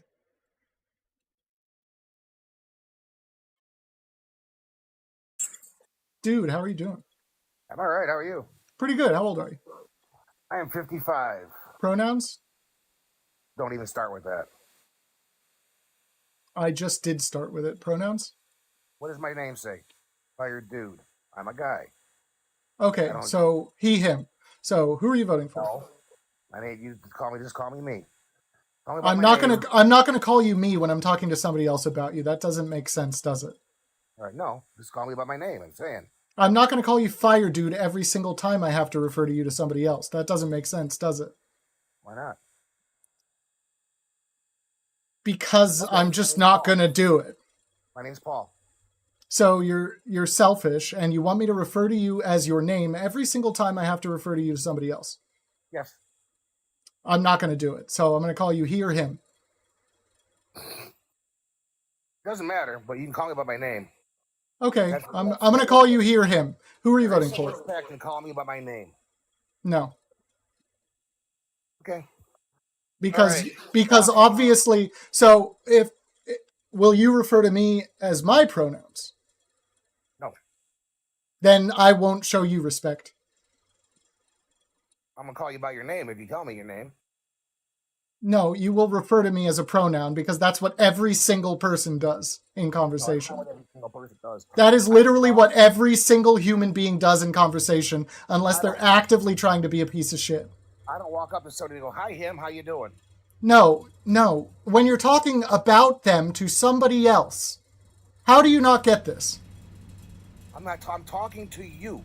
Yeah, so if I'm going to talk about this conversation elsewhere to somebody else, how should I refer to you once I've already established your name as Paul? By calling me this guy Paul. You're a fucking moron. All right, anyway, who are you voting for? I'm voting for Trump. As if I couldn't guess. I'm voting for Trump. I'm not a Republican, and I'm voting for Trump. Yeah, sure. Okay, yeah. Believable. Dude, I voted Democrat. Sure you have. I don't have to show you. I love how this is a thing that people say. Like, I'm actually gonna believe it. Believe it or not, I don't care. Yeah, it doesn't make any sense. Nobody would believe that. And the fact that you think anybody would believe you when you say that is fucking laughable. No. A lot of people I know. No, it's pretty laughable. No, and then you can just say, well, a lot of people believe it when I say it. Yeah, no, they don't. You're just lying again. No, I'm not. A lot of my friends are, I used to work union, and I voted Democrat my entire life. Okay, sure. Believe me if you want. It doesn't matter to me. It obviously does. It obviously does. Or we could move on if it didn't. Well, you move on because you're the one making an issue out of it, calling me a liar. You are a liar. You are a piece of work. You know that? All right. Why are you voting for Trump? Because you're not a patriot. I am a patriot. No, you're not. I'll prove that here today. Go ahead, try to prove it. No, say why you're voting for Trump. Yes, come on, prove it. Say why you're voting for Trump, and then I'll prove it from there. Okay, when he was president in 2016 till about 2019, before the COVID hit, we had the best economy in the world. Best economy in the world. All right. We had the best economy in my lifetime. Sure. We did. Sure. Everybody was working.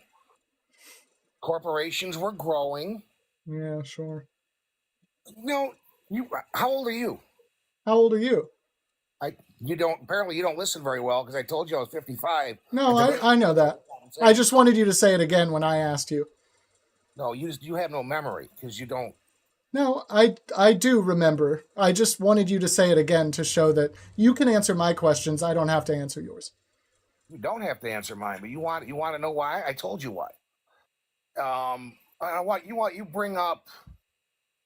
You keep bringing up Roe v. Wade. I brought it up once with one person out of all of the conversations today so far. That has come up one time. Call it a federal protection for abortion. Yes, it was the only one. Where in the Constitution does it say anything about health care? I'm not even going to say abortion. I'm going to say health care. Do you know what the decision for Roe v. Wade was based on? It's the wrong decision. What was the decision? It was part of having the liberty to do it, but based on what? Okay. Just based on liberty. Anyways. Based on what liberty? What right was referenced? What right was referenced in the decision for Roe v. Wade? Either way, it has nothing to do with the Constitution. So you can say you don't know. Again, this is a problem with MAGA. You can just say you don't know, and then we can move on. Please do that. I don't remember exactly. You don't know. Let's move on. Okay. Okay. So it was based on the right to privacy, right? Which isn't even expressly mentioned in the Constitution, but it is implied. It is an implied right. Well, it's part of that is liberty. that is round that. Oh my God, dude. Privacy is part of liberty. I'm agreeing with you, moron. Every single right is part of liberty. Well, That's a agreeing with you. non-answer. I'm agreeing with you on that. Sure. God damn. It's part of liberty. Get out of here, dude. What do you mean? Smart to make your decisions on how you want. Every single right that is provided for in the Constitution is part of liberty. What? That's a useless thing to say. It's not useless because that's what our whole society is built on. Sure. Okay. So why do you think it was the wrong decision if it was based on the right to privacy? Like I said, it had nothing to do with the Constitution. It didn't. And I read the reports from the justices who voted against it, and they said that You mean those traitors to their position? They're not traitors. Yeah, they are. Stop interrupting me. Do you know that when they were sworn in, they vowed to uphold precedent? Precedent. Yeah. Not precedent. Roe v. Precedent. With a C. That is what I said. You said president. No, now I'm going to kick you. Hey. You don't tell me what I said. I said they vowed to uphold precedent. Jesus fucking Christ.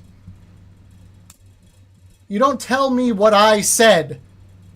And then when I tell you, I confirm what I said, you say, no you didn't, you said president. Jesus Christ. What a fucking moron, dude. What a moron. Alright. We got this thing here, okay? It's a surgery. It's expensive. It's for my doggo who got cancer. Look, I did not say it wrong. I don't know what you might have heard. I don't know what my mic would have done. But when I say I said precedent, how about you stop questioning it? Because that's literally what I said. Okay? Can we agree on that? Don't correct me when I said the right word. You can't possibly have any friends. I actually have plenty of friends, believe it or not. Dog? Oh, well, it says boy on the thing. I thought it was your son. It is my son. My dog might as well be my son. He is my boy. You can refer to your dog as boy. In fact, I'm sure you do. I'm sure everybody with a boy dog says, go boy. This one's name is Get Fact Checked. How are you doing? I'm good. How about yourself? Pretty good. How old are you?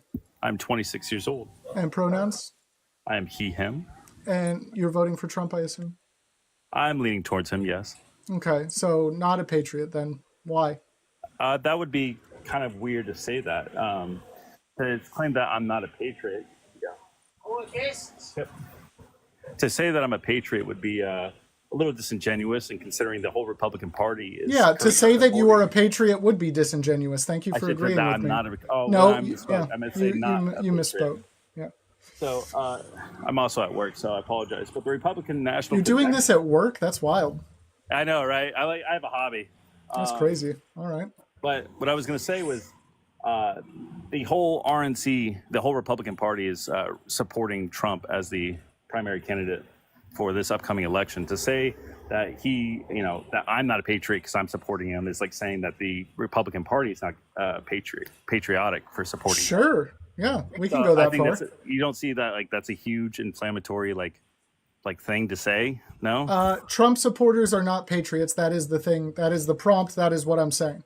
So even if a Republican isn't supporting Trump, but they identify themselves with the Republican Party in lieu, or not in lieu, but no, what I'm claiming is Trump supporters are not patriots. But the Republican Party is supporting Trump. So therefore, by them being there, therefore, by that situation, they are supporting Trump. Okay, listen to me this time real quick, just for a second. just for a second, hear me out.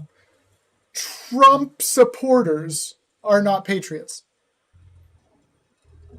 But I just disagree with that. I mean, you say Okay, Trump you can support- disagree with define that, a but Trump don't supporter. try to tell me I'm saying all Republicans, because I'm That's not. that's what you are. You're saying that because Trump supporters, the All Republican Party is Republicans supporting support Trump. all Republicans support Trump. Regardless, even if you want to say that all Republicans so support Trump, the entire Republican Party is making Trump their primary candidate for this upcoming election. You can sigh all you want. It's but then like you can't escape it's like you asked yourself, how useless of an argument can I come up with? That's that's exactly what your prompt is. Is like, this is such a dumb argument. I find it completely hilarious and full of rhetoric, and it's completely inflammatory to even use this as a background. Your argument is that because there are Republicans in the Republican Party, regardless of whether or not they actually individually support Trump, which is what I've already established is the metric for the prompt, they would still count under my prompt that I created. You just stated the entire Republican Party is not patriotic because the RNC, or the primary candidate for the RNC, is Donald Trump. You stated that already. So either you misspoke or you can backpedal your argument and then we can do something there. But other than that, you already stated this. So what I meant when I agreed is... what you said. That is what you stated. So let's figure that out. What did you state? Are you losing your mind? No, I'm correcting you, and in fact, but I don't know. It feels like you're losing your mind a little bit. Are you crashing out, bro? 3191 Bayou Sound. go. Take care. Okay. No, I'm not crashing out. But this is an easy argumentative point. Okay, so because I've already established what my actual viewpoint here is, okay? So if you can stop doing work and talk to me, then we can have a conversation. I can honestly. You're good to go. Okay, no, but I don't. No. You can't. No, I get. I can debate. Bye. You can't debate and work at the same time as you just showed. So please focus on your job. Maybe focus on your job. Because when you're up here, you're talking to me. I don't give a shit what else you're doing. You're here. Okay? But if you think that was me getting cooked, you have very, very low standards. This man did not hear me out on what my actual... Trump supporters are not patriots. Trump supporters. So if there is a Republican who is not a Trump supporter, do you know what they are? I don't, but they might be a patriot. They still could be. Okay? They still could be. They have the actual opportunity to be a patriot. But as soon as a Republican becomes a Trump supporter, they are no longer a patriot. It is not on the table as an option anymore. Blanco, I had you up yesterday, didn't I? You sure did. Sorry, man. It's okay. What's going on? Not much. I'm just hearing your live. I cannot believe these people. I swear to God. Like, they are... I agree with you. Trump supporters are not patriots. They are not. You know, it's just, I don't get it, man. I mean, all these people are voting against their best interests. For sure. And to me, it's like they support one man over the country. But a guy earlier tried to call Langford like a rhino. Like he tried to say he wasn't a good Republican. And he's like one of the furthest right senators we have. Oh yeah, no, I know. Yeah, and that's crazy. So, but anyways, man, I'll let you get to the next one. Just wanted to say hi, and you keep telling those Trump supporters how it is. I'm gonna keep on keeping on, and I'll see you around. All right, man. Have a good one. Sherry, thank you so much for the $15. Thank you so much for the $15 on Cash App. Thank you. Goes a long way. It goes a long way. The surgery is $5,000, so it's like, man, hit us like a ton of bricks. Gav, how are you doing? Hello, I'm doing good. I just want to mention I'm from Arizona, voting for Kamala, but talked about this briefly in the chat, but you only got so many characters. But basically, I barely joined your live. I imagine you already talked about this, but to me, there's a division between MAGA and Republicans where if you're like Mike Pence, to me, he's a Republican, even though he was Trump's VP, because at the end of the day, he did the right thing. He still chose country over He party. did not certify the false electors. He did his actual job. Yeah, even like governors like Governor Doug Ducey in Arizona, who straight up would take money from shady corporations and defund public schools and do the whole charter school system of giving more private schooling money and whatnot. It's a ticket thing. And that's a whole liberty, Moms for Liberty thing. Even someone as shady as that still refused to certify Trump, and the House of Representatives in Arizona also still said no to Trump. Like, that tells me that you can be corrupt where you only think about money, but still go, yo, dude, that crosses the line. What are you doing? Yeah, exactly. So yeah, that's just like my 2 cents on that. It's like, I know there are people who believe in the concept of a small government that, hey, this should really just be kept to like the people should figure it out. We don't really want government doing things. I think a lot of that revolves around not trusting government, but when your government continues to vote against your wishes, I don't blame you for not having faith in your government. Right. Like, I see where people are coming from. I myself do. That's why I'm more progressive. I think people got to band together and unify to make change. So that's why I vote the way I do. But I see the traditional views. Oh yeah. Whereas I was watching like some of the Trump rallies stuff. Like, he was at a Latino religious event thing earlier, and they were praying for him, saying how he's like this chosen person for God. And I'm just like, but he's also like wanted to ban Muslims from entering the country. He doesn't care about your choice in religion. It's not only that he wanted to, he literally did for a while, and some actual Muslim citizens got stuck outside of the country. Mm-hmm. How is that American? Like, how is that pro-American? Yeah, his own council people, the people who he later would fire, had to basically talk him out of some of his crazy plans. If we just had a bunch of yes men around him, he may have straight up nuked a hurricane and just got rid of Costa Rica. I don't know exactly what would have happened, but that No, would not but have you been... know what they would say? That was a joke. Yeah, it was a joke because he didn't actually do it. Or that's Right. their threats, is they say, well, he didn't actually do any of these other things when he was in office. And like, but you still followed him, right? He said, I could go down Fifth Avenue and shoot a person and the people would still cheer. He wasn't lying when he said that. Yep. And I'm like, I don't see how people can disconnect so hard on that. Like, they talk about, oh, I read history, I know, how Nazis came, and then somehow turn it around to like Democrats are not. You're like so close. Right. Like, You almost got there. Yeah. All right. Well, it's Gab. It's great to have you. Thank you so much for coming up. Yeah.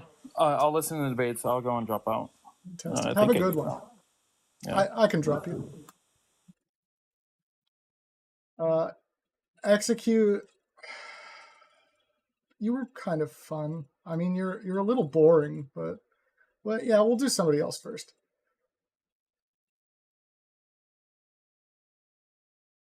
Y'all, there's like 200 people in here. Join the Discord server, okay? Join the Discord. That's all I'm telling you. If you go to my bio, it's the link you can click. Like, it is the clickable link out of everything. Just tap on it. It'll open the app. If you don't have it, it'll oh, Jen, it didn't work? Okay. I'll replace the link. I think it's only valid for a week, so it might be time. Let's do this. Will somebody connect here? I see 140 new followers. Thank you all so much. Definitely consider joining the team with the little $1 gift as well. There's a Discord role for that as well. If you're thinking about subbing, make the leap. And otherwise, I'm glad to have you. Again, a lot of people with MAGA Mobile can't connect here. All right, we might just make it naturally to execute by running out of everybody here that can't connect. We'll see. Oh. Hello. Brent, how are you doing? Hello, how are you doing, man? I hope Pretty your day's good. been good. It's been pretty good so far. How old are you? I am 25. And what are your pronouns? What's your actual name? It's not Goldilocks. Yeah, like but first name? that's what I'm going by. Oh, okay, so just refer to you as Goldie. Yeah, That's yeah, cool.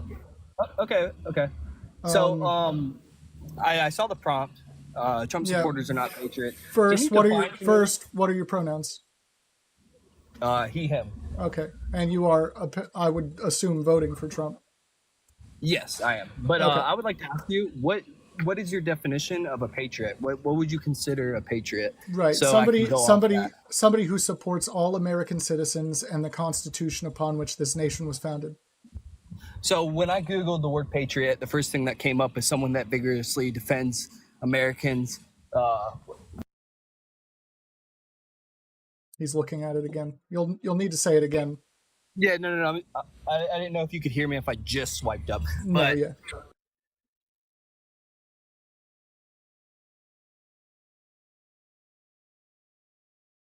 You'll get there. So it's a person that vigorously defends their country and supports it against enemy invaders. That's what Google tells me. So how does Trump not? Is put Americans first? that just a Google AI result? That's just the first thing that pops up. But if you want me to go on Oxford or something else, is that cool? Yeah, I mean, if it's a Google AI result, that could be pulled from your skewed Google sources, because everybody has skewed Google sources. Okay, so just because if I don't have a computer in front of me, do you mind pulling up Oxford? Sure. Just to see, and show the screen as well. When you get I'm not going to share the screen as well, just because you tell me to. Just so you know. It was more of a request. You don't have to get kind of salty, Okay. Yeah, I'm just not here to do what you tell me to do. That's the point. Yeah, well, it's just supposed to be friendly. We're not trying to, A person who loves their country and who is ready to defend it against an enemy. Yes. So how is Trump not defend us against enemies? Trump is an enemy. So how is Trump the enemy? He tried to undermine our actual legitimate election results. Okay, so you're saying because Trump said that the 2020 election was rigged, correct? No. That makes him an enemy. Wrong. Correct. That's not what I'm saying. Okay. Well, he did say the election was rigged, correct? Sure. Well, Yeah, many times, so even to this day. But so did. Are you going to go? This isn't, like I said, this isn't what I'm saying. So are you going to go off on this anyway? Or is this just what you have prepared? So you want to talk about it? This is what you said. And no, I'm not going based off what he said. So, and that's what I said. So do you want to ask what I mean? Okay, what do you mean? Okay, so he actually, through his actions, tried to get Mike Pence to certify false slates of electors for 7 key states. Okay. So he tried to unconstitutionally undermine the legitimate election results. And how do you know they're legitimate? If even in the 2016 election, when Hillary Clinton lost, she was going off saying that there was Russian interference, and that's the reason that Trump won. And he's okay. Even with any of that, this single man was going through a scheme to try to undermine the election results. Do you agree that that's unconstitutional? I don't think that. Like I said, I don't think that he was false in saying that. I think there is election. No, it's not that he was saying. It's not what he was saying. You came up here prepared to talk about what he said about this. I'm talking about actual actions. Okay. The actions that he did leading up to January 6th are unconstitutional and treasonous. Because he tried to certify an election. He tried to He tried to have Mike Pence as his official position as certifier of the election, certify false electoral votes that he created. So you don't think it's possible that Mike Pence maybe just didn't want to do it because he didn't want to get caught up in the mess? No, he didn't want to do it because it's a blatantly unconstitutional act. These are false electoral votes. Like I said, even Hillary Clinton said 2016 was rigged. But so him saying there is no deal, precedent for this. We're talking about Donald Trump himself forging what would be equivalent to millions of American votes. Donald Trump himself forging what would be equivalent to millions of American votes and trying to have his vice president certify them. So you don't think at all there was any election interference in 2020? That's absolutely not what I'm saying. I need you to listen to me for a second. So, regardless of how much election interference there was, even if we don't take into account the several rounds of recounts in these states that roundly proved that there couldn't have possibly been enough to overturn the election, regardless of how much there was, we're talking about Donald Trump himself forging actual electoral votes and trying to get them certified. Do you understand the difference? Yeah, dude, I'm telling you that there is election interference in 2020, just how you guys said there was in 2016. The only difference is Trump acted on it, and he actually tried to do something about it. That's why you don't think he's patriotic. So you think two wrongs make a right? Then that's what you're arguing. I don't think it's wrong at all. So when if there was, you don't think trying to have fraudulent electoral votes certified officially is wrong? Dude, like I've said this before. How is it fraudulent if there was possible election interference? He made them up. They were fraudulent votes. Says who? Him. So he told you, in the he told the courtroom, American people that he made it up. Yes. I don't believe that. I'm sorry. The defense in this case is, again, the defense in this case isn't that he didn't do it. The defense is that he should be protected through presidential immunity. Do you agree with that? That he should be protected by himself is what you're saying. He should presidential immunity. Presidential immunity is the thought that all official presidential acts taken under official presidential capacity should be immune to judgment from the courts. That is the defense here. And for that to even be a defense, he had to admit that he did it. So you're saying that he lied and he admitted to lying. So if I go online right now and I search this, because if I find out this is true, it changes my view. What are you saying that you're saying he admitted Trump he lied? He admitted that he instated false slates of electors. It's not that he's lying. It's not about lying. It's about forging electoral votes. Okay. Well, I would like to see that myself to verify that. Yeah, I would encourage everybody to actually look this up. Yeah, it's fucking wild. The only precedent that even gave him the idea to do this is the 1960 election, Kennedy and Nixon, where they kind of had to do this a little bit for Hawaii's results. It was one state, and it was very, very close. And the recounts weren't providing any sort of legitimate insight either way. So they both create. Hawaii get? I actually don't know. I just know the story behind this. Okay. So if anybody in the chat does know, you can shout it out. But they were fighting over this one key state, and both of them on both sides tried to have their own electoral votes certified for that state. So that was the one time in American history this has happened, and Donald Trump tried to do that with 7 states at once. Okay, well, I would definitely look into that, per se, but since I don't know if it's true or not, because there is a lot of misinformation going around, a lot of little things taken out of context. Even in the debate, they asked him if I think he was like being sarcastic in one of his rallies and was saying like, "Oh, we lost the election," and they brought it up. They're like, "Oh, so you admitted to losing the election?" He was like, "No, I was being sarcastic." Yeah, he said he said in passing, we lost it by a hair. Yeah, that's what it was. Yeah, Yep. yeah. But no, I will say this: Trump, he says a lot of things, and a lot of time they're all jokes because he's just a little troll. You can't think. I appreciate the sentiment, and it would be great if that was true. But you can't judge a candidate by saying what he's saying is a joke, especially when his actual written policy on his page includes firing left-wing military members, and by that he means anybody who doesn't like him. Not technically. He wants to fire people that are basically just You're gonna read into this. Yeah, but they joined the military. Why do you think they joined the military? To defend the country. Or okay, yes, that's why anybody joins the military.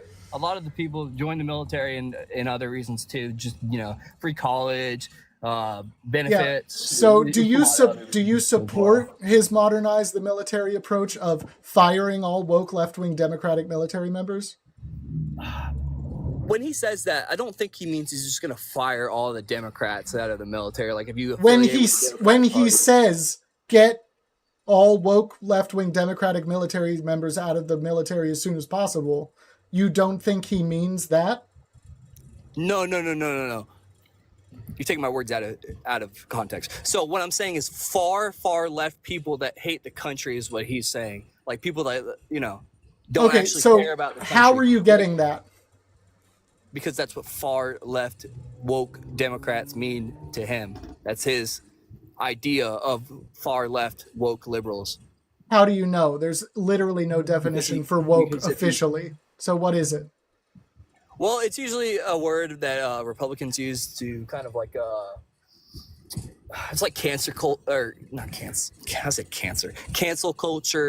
canceling people off of what they said about 40 years ago, stuff like that. Just like people that are just out to cancel people and like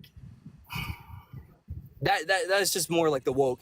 I understand what liberals say woke is. It's fighting social injustice, and I think that's great. Where's the exception? So he's not gonna fire extremist far right military members, right? He's gonna keep those. That's a good point. So what would you define as a far right conservative? What action? Trump is far right.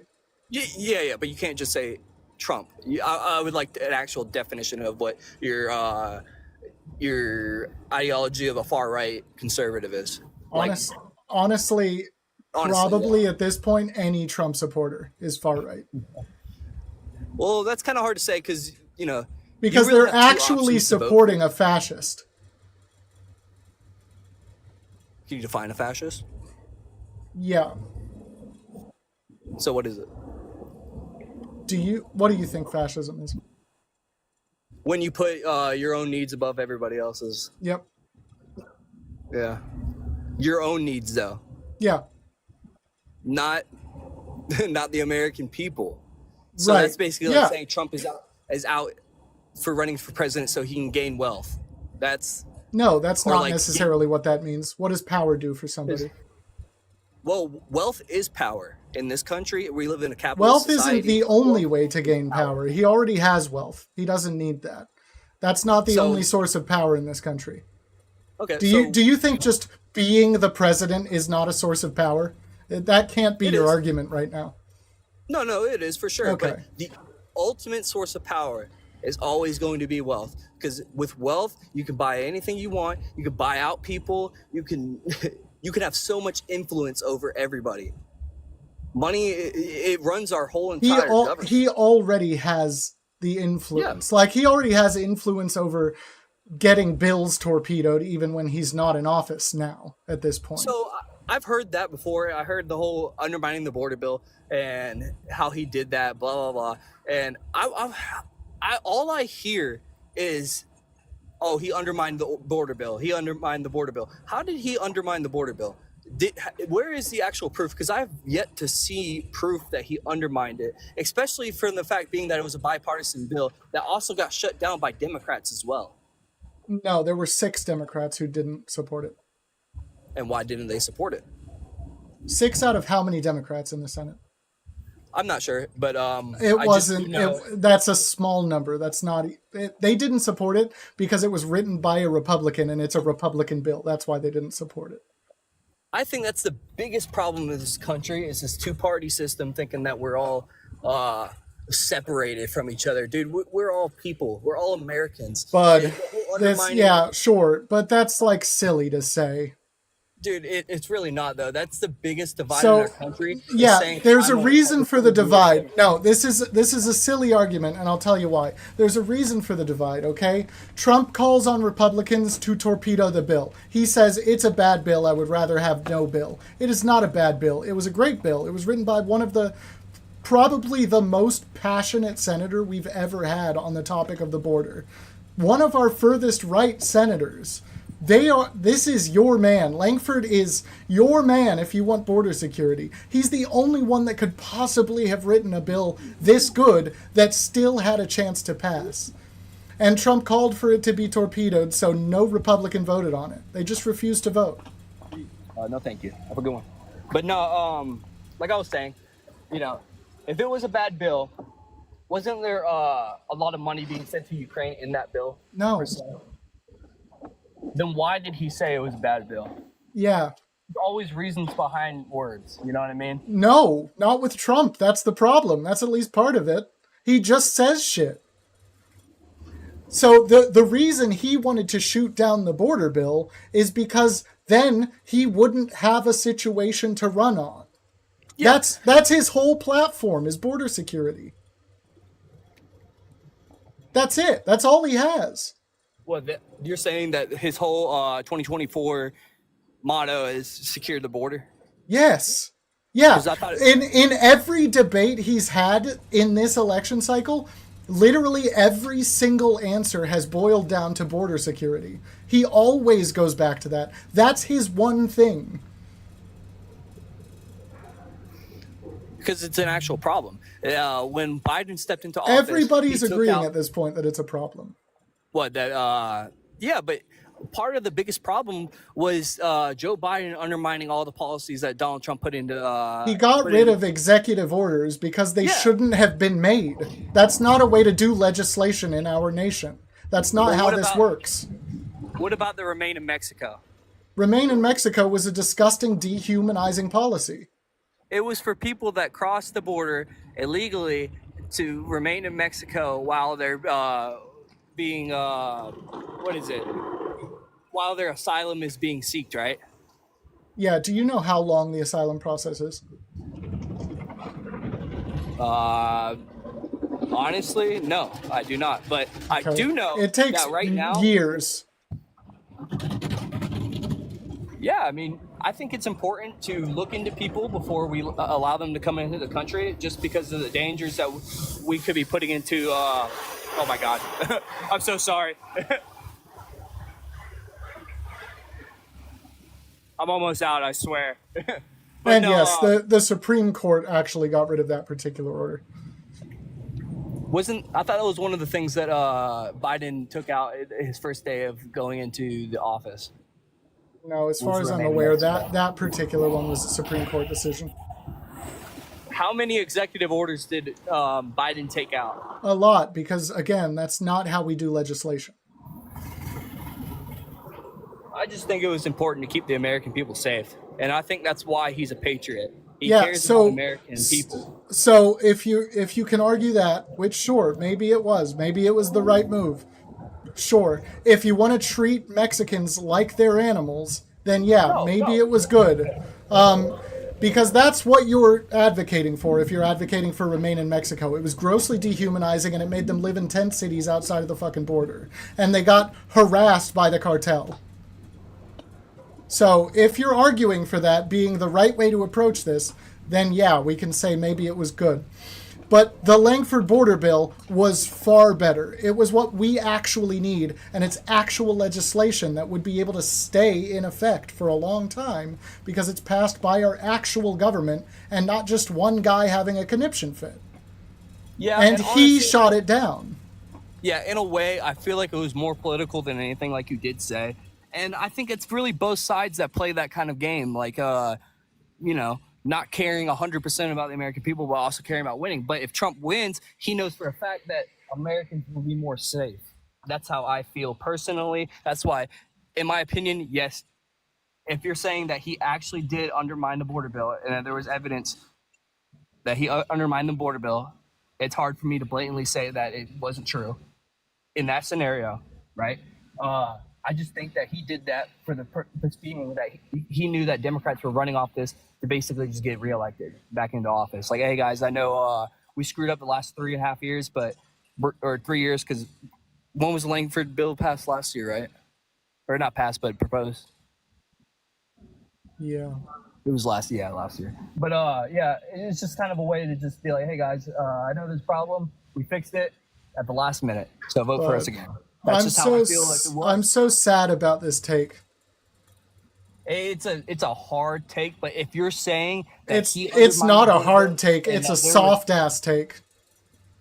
It's a hard take. It's a hard pill to swallow. It's a soft ass take.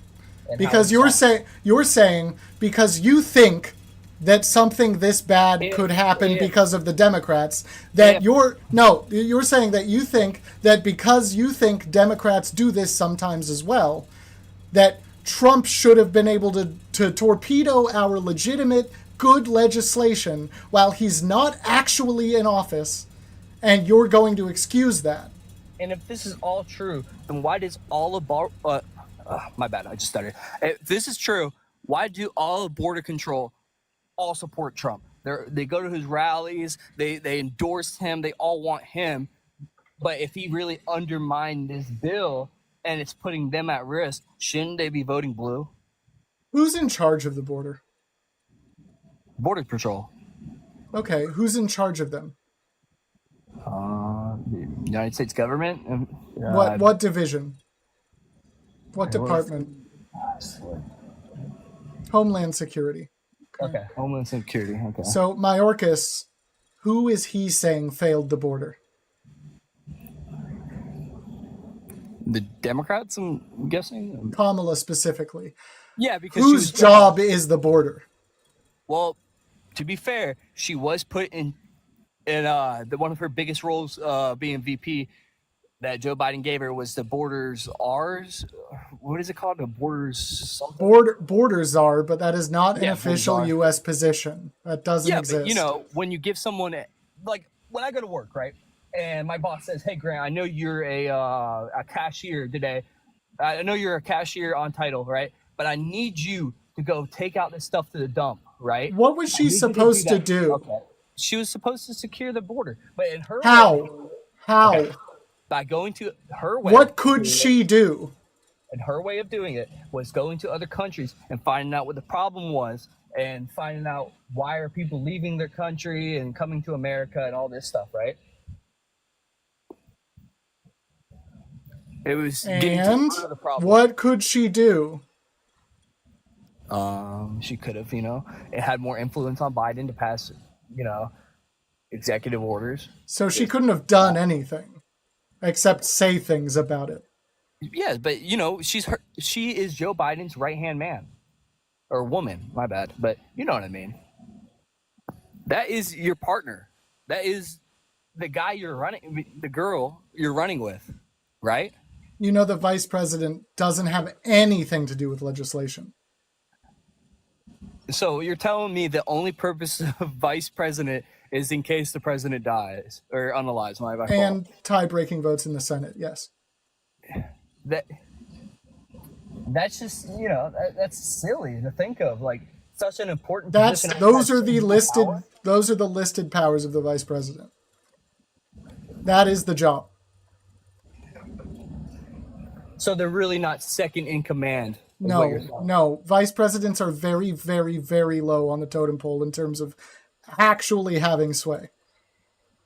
Like, they have less sway on legislation than senators, unless they happen to get the tie-breaking vote, which she got a lot of, actually. She got a lot of that. So yeah, I'm not saying Kamala Harris is like some terrible human being. But the only one big problem I do have with Kamala is whenever she's asked a question, she branches off from the question, and she has good policies. Don't get me wrong, but I don't ever hear her reciting her own policies. I feel like her policies are brought to her by her team. And they're like, all right, this is what you're gonna do, but just be the face. And I personally do not like that. If I'm voting for somebody, I want to vote for you. I want to vote for your ideas, not hey, Johnny over here told me to do this and that. You know what I mean? It's just Who told you? always Who told you stemming to? off. Who told you to feel that way about her answers? No one did. It's just the way I feel. Okay, because she No one talks told me about how her. to feel. I She feel talks. the way I She only feel. she talks about her policy all the time. Like she talks about actual policies. I don't know what you've been listening to, but it isn't I watched her. the debate. Yes, she will at times talk about her policy, but if she's asked a hard question that she doesn't know the answer to, she always branches off. Like You when mean they you ask mean her like if Americans are like better off. like like having concepts of a healthcare plan? In my opinion, like the whole Obamacare and Medicare stuff, it's very just touchy, man. It's very complicated, very touchy. And even Obama's plan, my mom works in healthcare. Obama's plan is just, it's terrible. Like, my mom always tells me about it because she does people's healthcare. And she just tells me about how bad it is. And so even, yeah, he might have concepts of the plan, but dude, it is so hard to perfect. He Like, we doesn't only do have. like that. Yeah, but the problem is he doesn't have concepts of a plan. He doesn't have anything, or he would have said something. So do you think that's the After biggest... 9 years, he has nothing on healthcare. So then we would just keep the Obamacare, right? That's what he did the first time when he ran specifically on repeal and replace. And do you think that Obamacare is a bad thing? I don't think it's bad. I don't think it's anywhere near as bad as what you're saying it is. I'm not saying it's terrible per se because it does give people healthcare, but it's not a near perfect system. You know what I mean? I would have to touch with my mom. She knows more about the whole healthcare thing. I can't really speak on it per se because, like I said, I don't work in healthcare. But she does work in healthcare. She works for Blue Cross Blue Shield, so she tells me about it all the time. Yeah, I think it's wild that when you're asked at a debate what your healthcare plan is, after almost a full decade, you say we have concepts of a plan. What kind of answer is that? What kind of answer is, well, I was born in a middle class family, blah blah blah, all this stuff. When asked if Americans are better off than they were 4 years ago, or Do you just stop listening after the first sentence? Is that what has happened here? So did she actually answer the question? She did, for sure. Yes, yeah. Americans are better off now than they were 4 years ago. Because I did not hear that. She did answer that question that you're referencing. Yes. By what? What did she say? I'm not going to tell you the answer. You can go back and actually listen to the answer. I'm not here to quote her directly because I cannot, but I can tell you for sure she did actually answer the question. Yeah, you don't have to quote her directly, but you can at least give me some insight. I don't want to falsely quote her at all. You can go back and listen to her actual answer, and then we can talk about that later. I feel you. I mean, that's respectable. You don't want to, say something that might not be true. I get it. But, I wouldn't be mad if you told me something and I go look it up and it's a little bit off. Well, I've had you up here for a while. I think I'm going to move on. We got more people in the box, but it's been a good chat. Yeah, man. I actually really appreciate you. You're a very wise individual. I enjoy talking to you. I hope the next guy gives you respect. And have a good day, man. Hell yeah, have a good one. Take it easy. All right, man. Take it easy. See ya. All right, y'all. I will probably do one more for now and then take a little break. My partner will be home soon. It's come to my attention that I have to update the Discord link. So if you're ready to join the Discord and the link just hasn't worked for you, wait like 20 minutes after I'm done. If that, it'll probably be more like 2 minutes, and then just try again. But yeah, we'll do one more guest. In the meantime, again, literally need to get my dog's leg taken off because of cancer. So if you have anything laying around and can help out, we are that's what the proceeds are going to. That's all of them. So every little bit helps.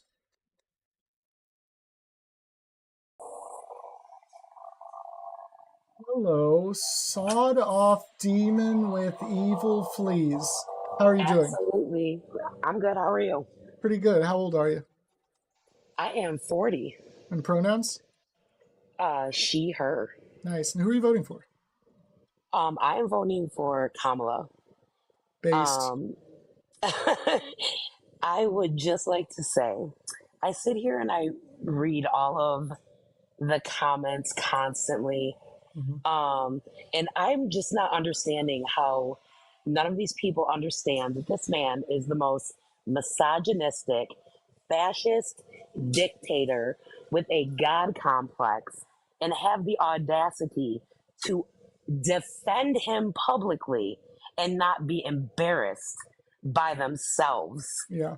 Yeah, it's just like to us from the outside of this cult, it's so obvious, you know? Yeah.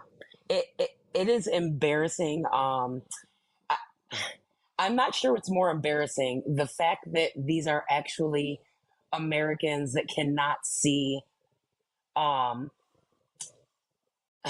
guess that voting for policy that does not necessarily affect you at the end of the day will still affect other Americans. I'm not going to vote for racism. I'm not going to vote for hate.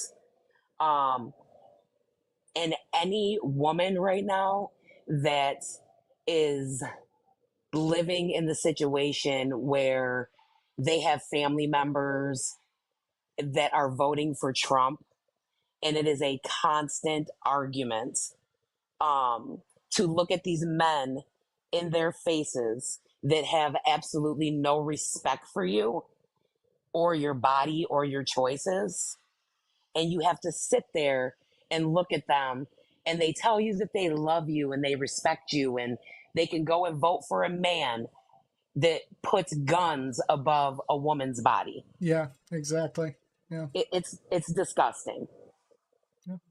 Yeah, at a certain point, you really actually have to question them to their face. It doesn't matter if it's going to cause an argument. It doesn't matter if it's going to have to make somebody go no contact. Like, you're voting against my interest, and I'm telling you that. Can we, address this?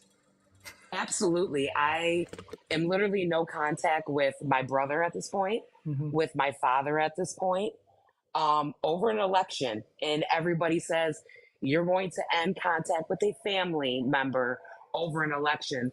This isn't over an election.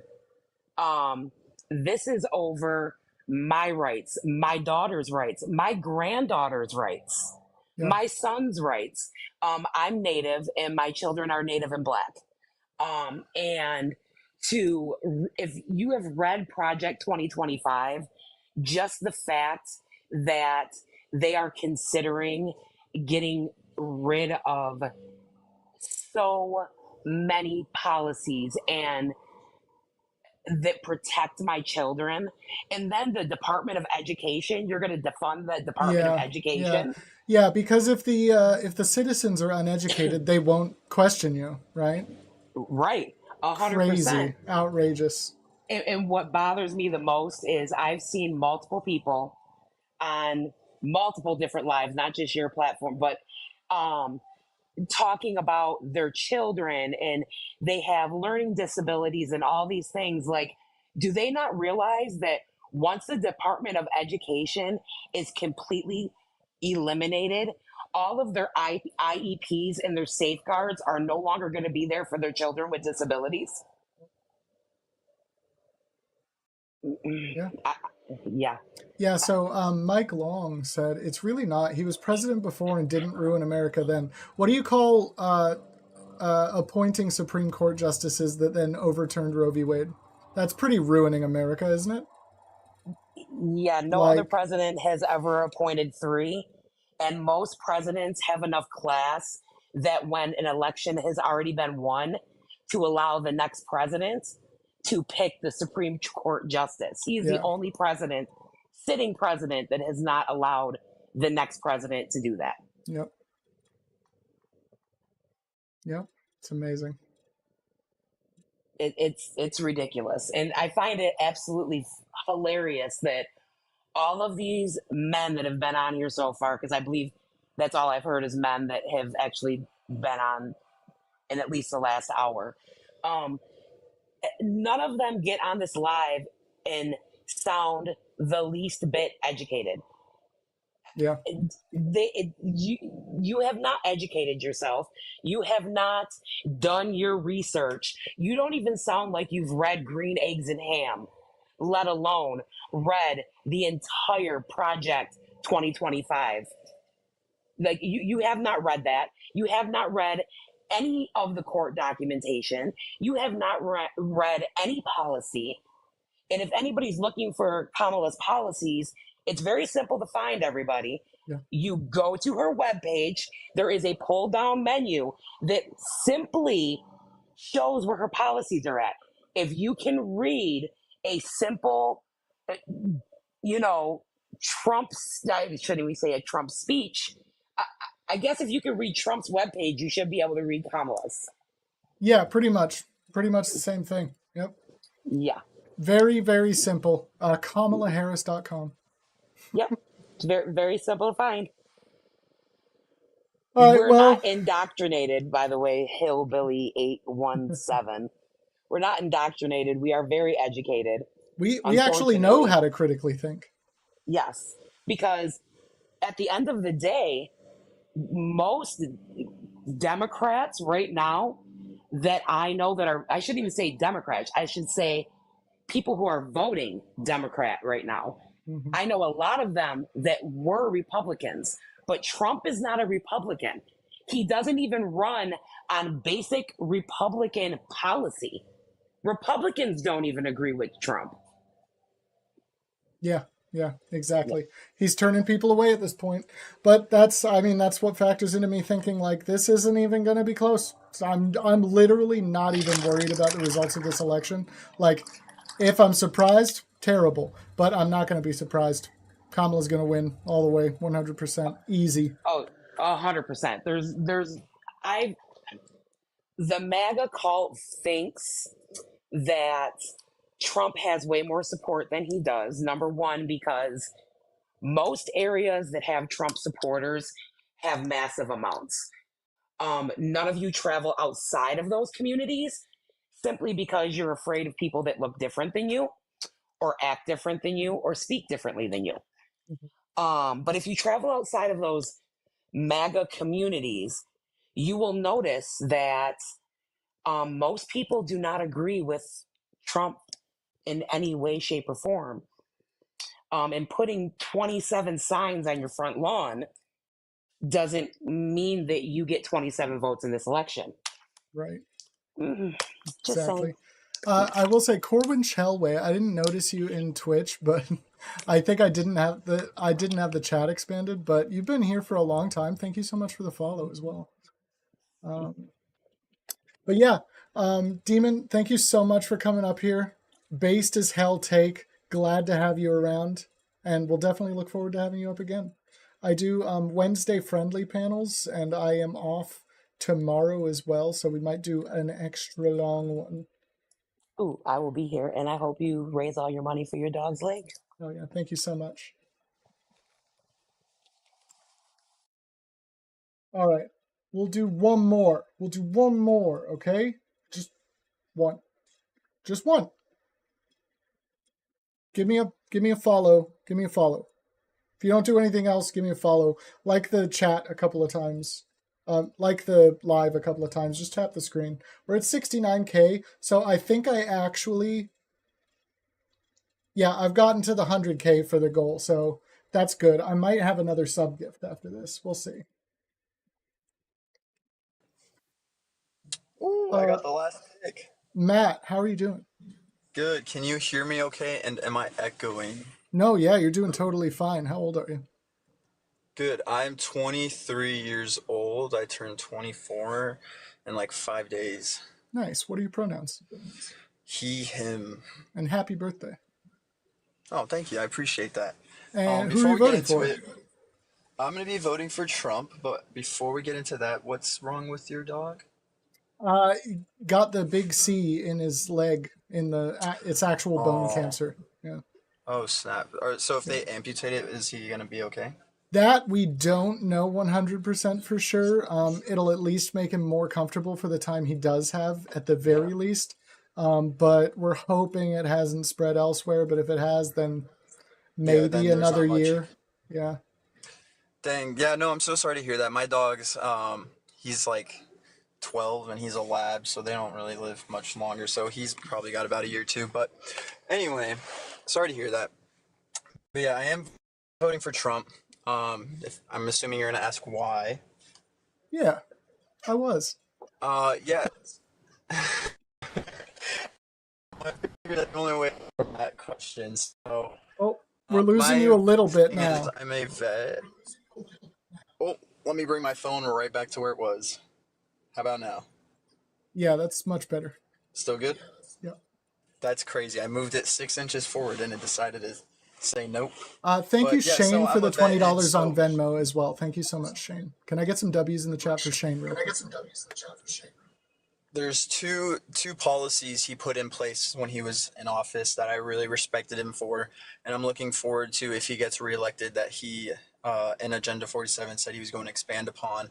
That being the VA Mission Act, and then the what's it called, Veterans Extensive Choice and Improvement Act. One, allowing veterans to utilize their VA healthcare outside of the VA if it's not readily available to them.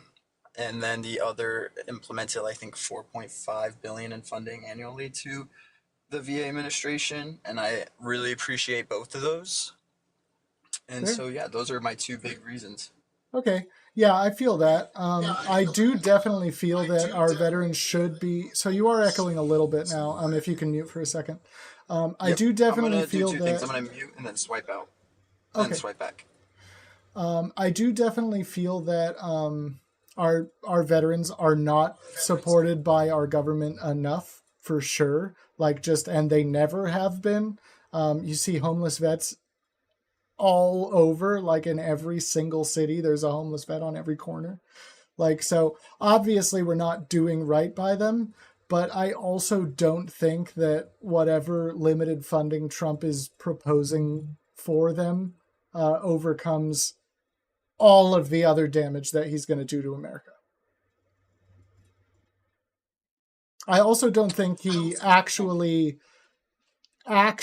cares about our veterans. I think that's kind of a pandering policy. Well, so I think that's a hard point to argue whether he actually cares or not, right? Because that comes down to who he is as a person and like what his opinions are. And like we can go back and forth on what we think his opinions are, but we can look at his actions, and I think his actions speak more towards veterans than against. Now, whether that be pandering or not, I mean, we can go back and forth on all sorts of candidates who pander to different communities left and right. And so I don't know if we can really argue too much on that. Now you said I can say that in reference to McCain, he says he likes people that weren't captured.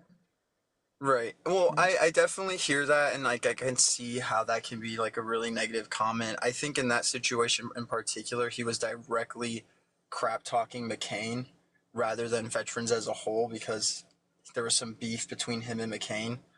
But I do hear that, and I see where you're coming from. I would just say, like, I think that was a very nuanced situation. Interesting.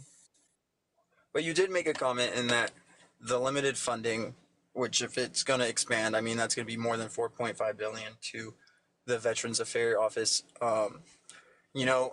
I'd argue against that he's going to do more harm to the country. I mean, me personally, 4 years ago, I was in the best position in my entire life, both financially, mentally, and everywhere. Now, obviously, not all of that can be attributed to him, but I do think financially I can attribute quite a bit to the policies that were in place. Things were cheaper for me to buy, which put more money in my pocket. I wasn't paying in taxes. I was receiving in my tax refunds. So do you admonish the current tax system? Do I what? Do you not like the current tax system? I don't like how much taxes there are in the current tax system, like It did all not. the It did not different change forms. between administrations. We're still under the TCJA. Right, and I think if I'm not mistaken, hold on, I'm hearing like this rattling and it's like distracting me. Sorry. If I'm not mistaken, that's going to go until what 2027, if that's correct, right? So 2025, the tax cuts for lower and middle class Americans expire, and the rest of the breaks for everybody else, the rich, continue until 2027. Right. And I mean, I'm not too familiar on like the differences. Like I didn't know, like for example, that they expire in 2025. But Yeah, I will so say, actually, there's a little bit of nuance there.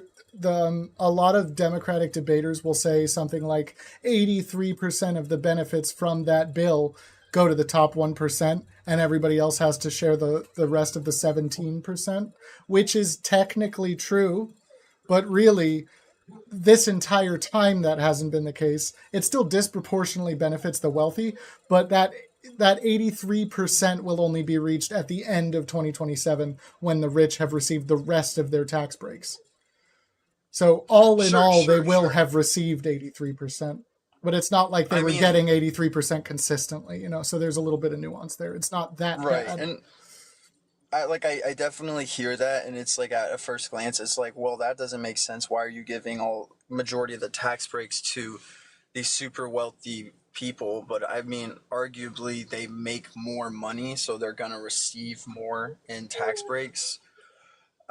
In No, like comparison to it's someone who I makes mean less. by percentage. So the percentage of the tax cut is higher for the rich.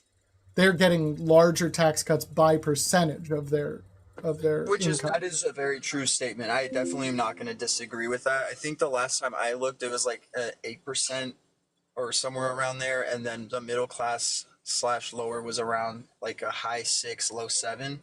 So it isn't like it's like a 50% to these rich people and only 10% to these middle. But I'm not super against that. I do think that the wealthy people, whether they be owners of companies or not, I think they do provide a lot for the economy. They pay significant amounts in taxes already. And they're providing a lot of opportunities for people to get a paycheck, and to increase their taxes, it makes that more difficult for them to provide economic opportunities. And, so I'm not entirely against billionaires getting tax breaks. I mean, with or without tax breaks, they're still going to be billionaires just because they understand the tax system in the way that the poor and the middle class don't. Yeah, I'm for rich people paying more taxes. I don't have a specific number I would like it to go to, but I am definitely for them paying more taxes because they don't need yachts. Right. Nobody needs a yacht. Well, I think that's kind of a different argument per se, like kind of controlling what people can and cannot buy. But I think the last time I heard the upper 1%, which by the way is always changing. People are moving in and out of the 1% left and right. Yeah, but the wealth gap is always widening. Right, and I think they're already paying about like 74% of our taxes right now. So it's like, do we want to increase that to 80%, like 90%? That's where I'm like, how much more will actually be beneficial to do what you would want to get done? How much of the what percentage of their income is if you take the income of every single U.S. citizen, right? What percentage of that income do they actually encompass? And then we can talk about what their actual tax rate should be. Can you reword that for me? Sorry, I'm just trying to make sure I'm following correctly. Yeah, so if we took all of the income from every single citizen, if we added it all up, what percentage would the top 1% actually be making? What percentage of all of the income in America? Because then until we know that, we can't really really actively talk about what their tax rate should be, right? Because you can say they pay 79% of our taxes, but if they're making 99% of the income, then that's not enough. And no, that's a very fair point you raise. Like I definitely see where you're coming from. I think it would be a little bit more complicated than just income, right? Because I think we want to go down to what are they making profit? Because for example, right, if I work Yeah, right no, now at net Chick-fil-A and I income. That's bring what I in mean. right, right. I think that I don't know. I don't know how we would actually measure that because a lot of their income goes right back into their business, and of course they do make a significant amount of profit, which is why they're billionaires. No, the But business profit goes back into the business. That's you're talking about corporate taxes at that point. Their personal profits are not going back into their businesses. That's not how any of this works. and okay, that's fair. Oof, that's a good question. If I had to like guesstimate, like completely guesstimate, I'd say probably 20 to 30%.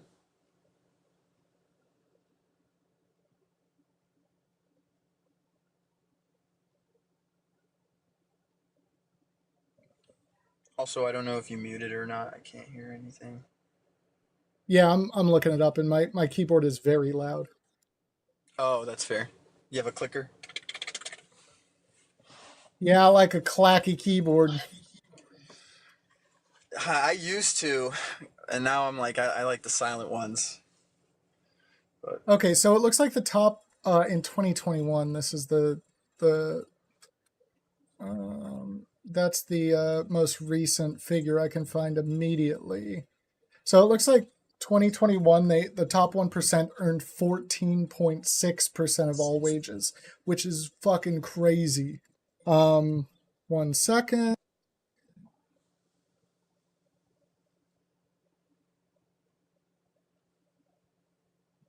And it looks like their tax rate is 25.9%.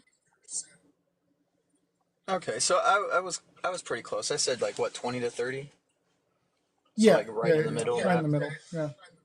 So the top 1% of citizens control 15% of all the income in the United States. That's crazy. That's sometimes when I look up these facts, it's like, what? What are we talking about here, man? Which I mean, I would agree with that. I think that is crazy, and I think would you argue that monopolies don't help with that? Like, for example, these Targets, right? Like they're Targets, WalMarts, blah blah blah, stuff like that, beating out these smaller locally owned businesses. Do you think that could be a problem?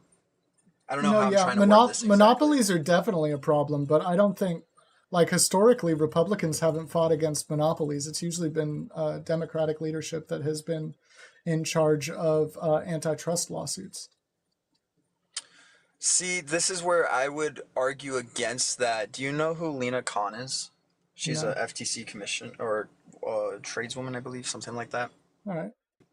So she's pretty much done the most to fight against monopolies, I would at least say, in my lifetime. And if we look at people like Mark Cuban and a few other handful of billionaires who want her fired, they're all donating to Kamala. And if you want to know what they want to do, they want her fired. And so it's very predictable that when Harris takes office, that she will have Lena Khan fired. Which will make it easier for monopolies to happen, which I think in return would make it easier for that 1% to continue expanding how much income percentage goes to them, whether it be 17%, 18, 19, 20, blah, blah, blah. So actually, like looking it up, it looks like generally it's pretty bipartisan when we're talking about antitrust suits. So that's good. Yeah, I don't think that either candidate is actually talking about this, though, is the problem. Like, I don't think that either of their policies, I mean, Kamala trying to raise the corporate tax rate wouldn't necessarily cause a problem in either direction for that. I mean, in theory, no, but I don't think that's how it would play out. I think we would see job losses for corporates trying to make back what they were making. Oh, and did make hold back on. what they were paying in Did taxes. did you say Kamala? Harris, I'll just say Harris. Yeah, the chat was saying Kamala. Yeah, no, I didn't even catch it. It's funny. No, it's funny that that was said because one of my favorite political commentators, if you will, her name's Amala, Hmm. but people always mispronounce it similarly to how I just said or Kamala. I was saying Amala. Right. That's not how it's pronounced. It's just I know it's similar, but I'll just say Harris because subconsciously I'm gonna spit out the wrong one. But I don't think, corporate taxes will do much to benefit the economy in the way that we think it might. I think, sure, we'll be making more in taxes from these corporates and that will benefit the government. I don't think that will benefit the people. That's not the goal of increasing corporate tax rates.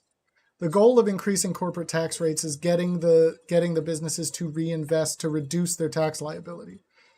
You want them to dodge the taxes because that's what they always do. You know that's what they're going to do. So instead of giving bonuses to executives, they're going to reinvest that money in technology at the very least, which would make employee lives easier, actual employee hours, and employee bonuses.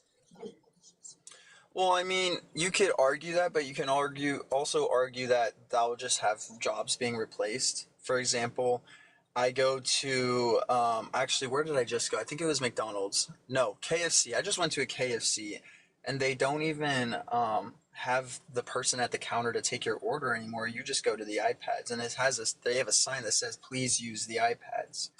And I think that's just so that's a totally different conversation, and like the wharfmen just went on strike partially because of that. Like they just said, we're not going to work because you're starting to replace us with cranes and you're talking about it. So we're just not going to do anything and see how long you can get by without us. Right. So some kind of agreement was reached and they're holding off until the start of the year, I believe, at this point.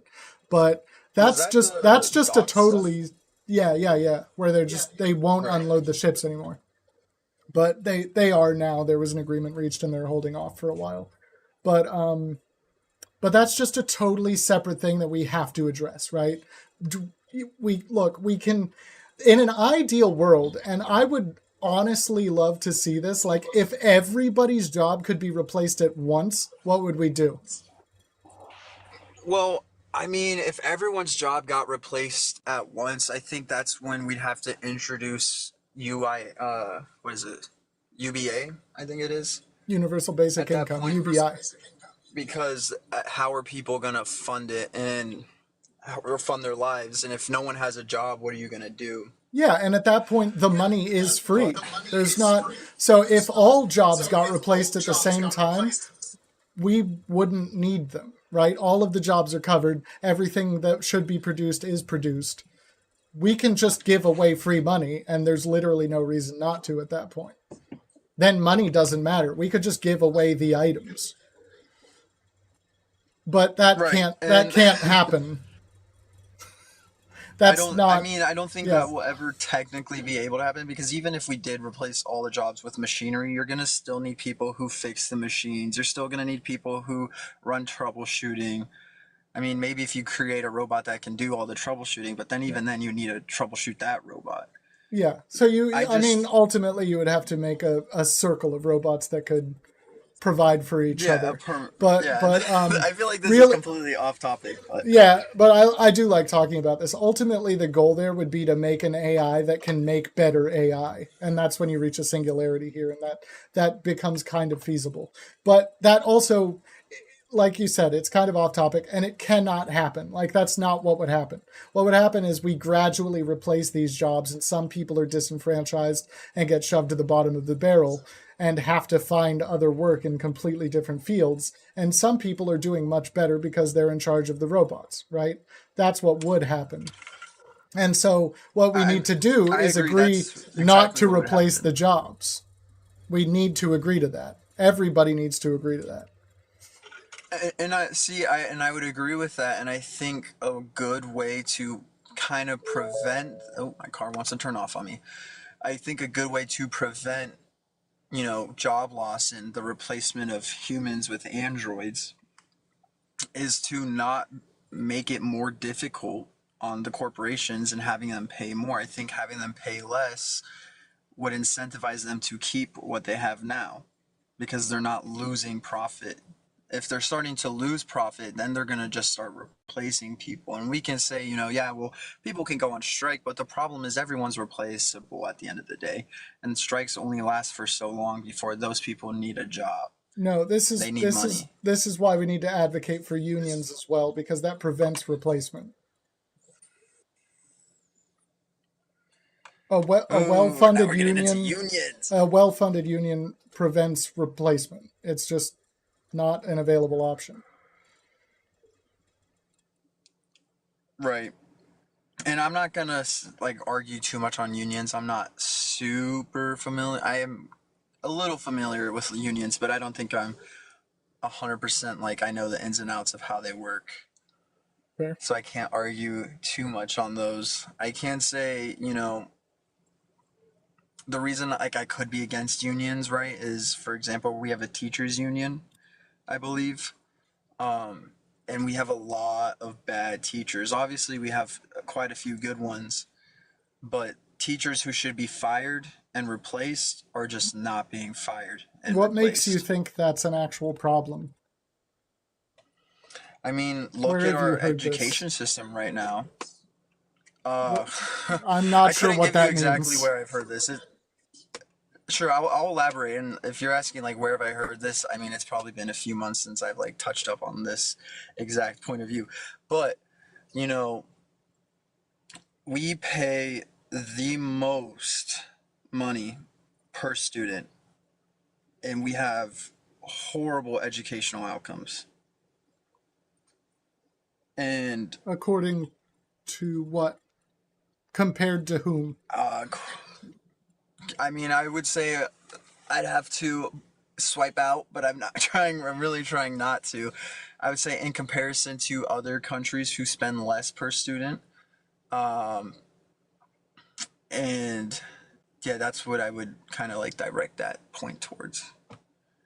Just because I'm really trying not to swipe out on my phone.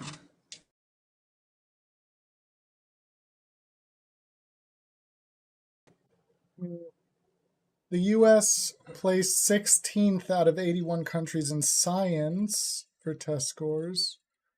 Middle of the pack. Yeah, so we're not good. We're not terrible. Generally, most of these sources are pretty much agreeing. Math as well, 38th in math. So yeah, 24th in science. Yeah, we're not stellar, but we're not bad. We are decreasing, though. I think it was they did a study in California, and it was oh god, I'm gonna have to send you it because I can't do it right now. But they did a study, and it was only 8% of the students were caught up to grade in reading. Oh, I have poor network. And so it's yeah, right now we're in the middle, but I feel that's just gonna keep decreasing. But I'd also ask, since I did make the claim, if you want to fact check it, if we spend the most per student in comparison to other countries. See, there's my keyboard. Oh, that's not that bad. Average. Mine was a mechanical one. Yeah, I mean, I can really pound these keys too if I wanted to go for it, but the average amount spent per student is $17,280 for K through 12. New York spends the most at $30,800, and Idaho spends that doesn't make sense. They're probably adding public colleges and universities in K through 12 for that, because the lowest doesn't make sense. It's over the low average for K-12. Public spending per K-12 student, Florida is only about $10,000. Public education average post-secondary is only about $23,000. Interesting. So we suck. But yeah, I completely forgot where I was going with that. I'm not gonna lie to you. Yeah, and I would have to look at this in relation to other countries as well, obviously, but I don't know. But It just seems like we're kind of in the middle of these things. And I think right now we are. I think we are on a trend of decreasing in our education. And you think that might be due to teachers' unions? I think there's a good possibility. Yeah, I think a lot of that money that we're spending isn't actually going towards probably the students, but more so like administration, similarly to like the VA. How a lot of the money towards the VA just goes to administration rather than the actual patients. Interesting. And I think, the people who are running the unions probably make fat paychecks while the teachers in the union don't. And I think, that's quite a problem with unions. But okay. Yeah, at this point you're just saying you think, so it doesn't. I mean, you did say you don't know much about them, so I think you're indicating that at this point. I'm not going to say that I know much more to be able to counter that necessarily, but also like if we don't know, we don't know. Right. I would suggest looking into that just for yourself, like seeing if, what I'm saying is true. Because what I am saying is true, I think that's kind of a problem where you have the top head honchos of the unions making a lot of money versus the actual union workers. But I unfortunately do have to go. I have a class coming up. So Matt, it's been take it fun easy. talking to you. Yeah, you too. Have a good one. Bye-bye. All right. Interesting. I mean, yeah, I'll look into it. And if anything comes up that I can't talk about because I don't know, I almost always look it up unless I literally don't find the time between that and the next live. So yeah, I'll look it up. He said he'd like to guess. You should look into it yourself, but he doesn't want to look into it for himself. Yeah, he liked to guess. I suggest this guest stay out of union business. Oh no. All right, y'all. I love y'all. I'm going to take a little break. I will be back today. I'm off today and tomorrow. I'm lucky enough to have a job in which I can take PTO sometimes. So I am also still working. I'm trying to see what it would be like if I did this, right? And at this point, obviously, if you have anything to spare to help my little boy with his little disease, anything goes a long way. Otherwise, give me a follow. I will be replacing that Discord link in like minutes. So right after this, go try that link again. And I will see you all soon. And until next time, stay golden, okay? Just stay golden for me.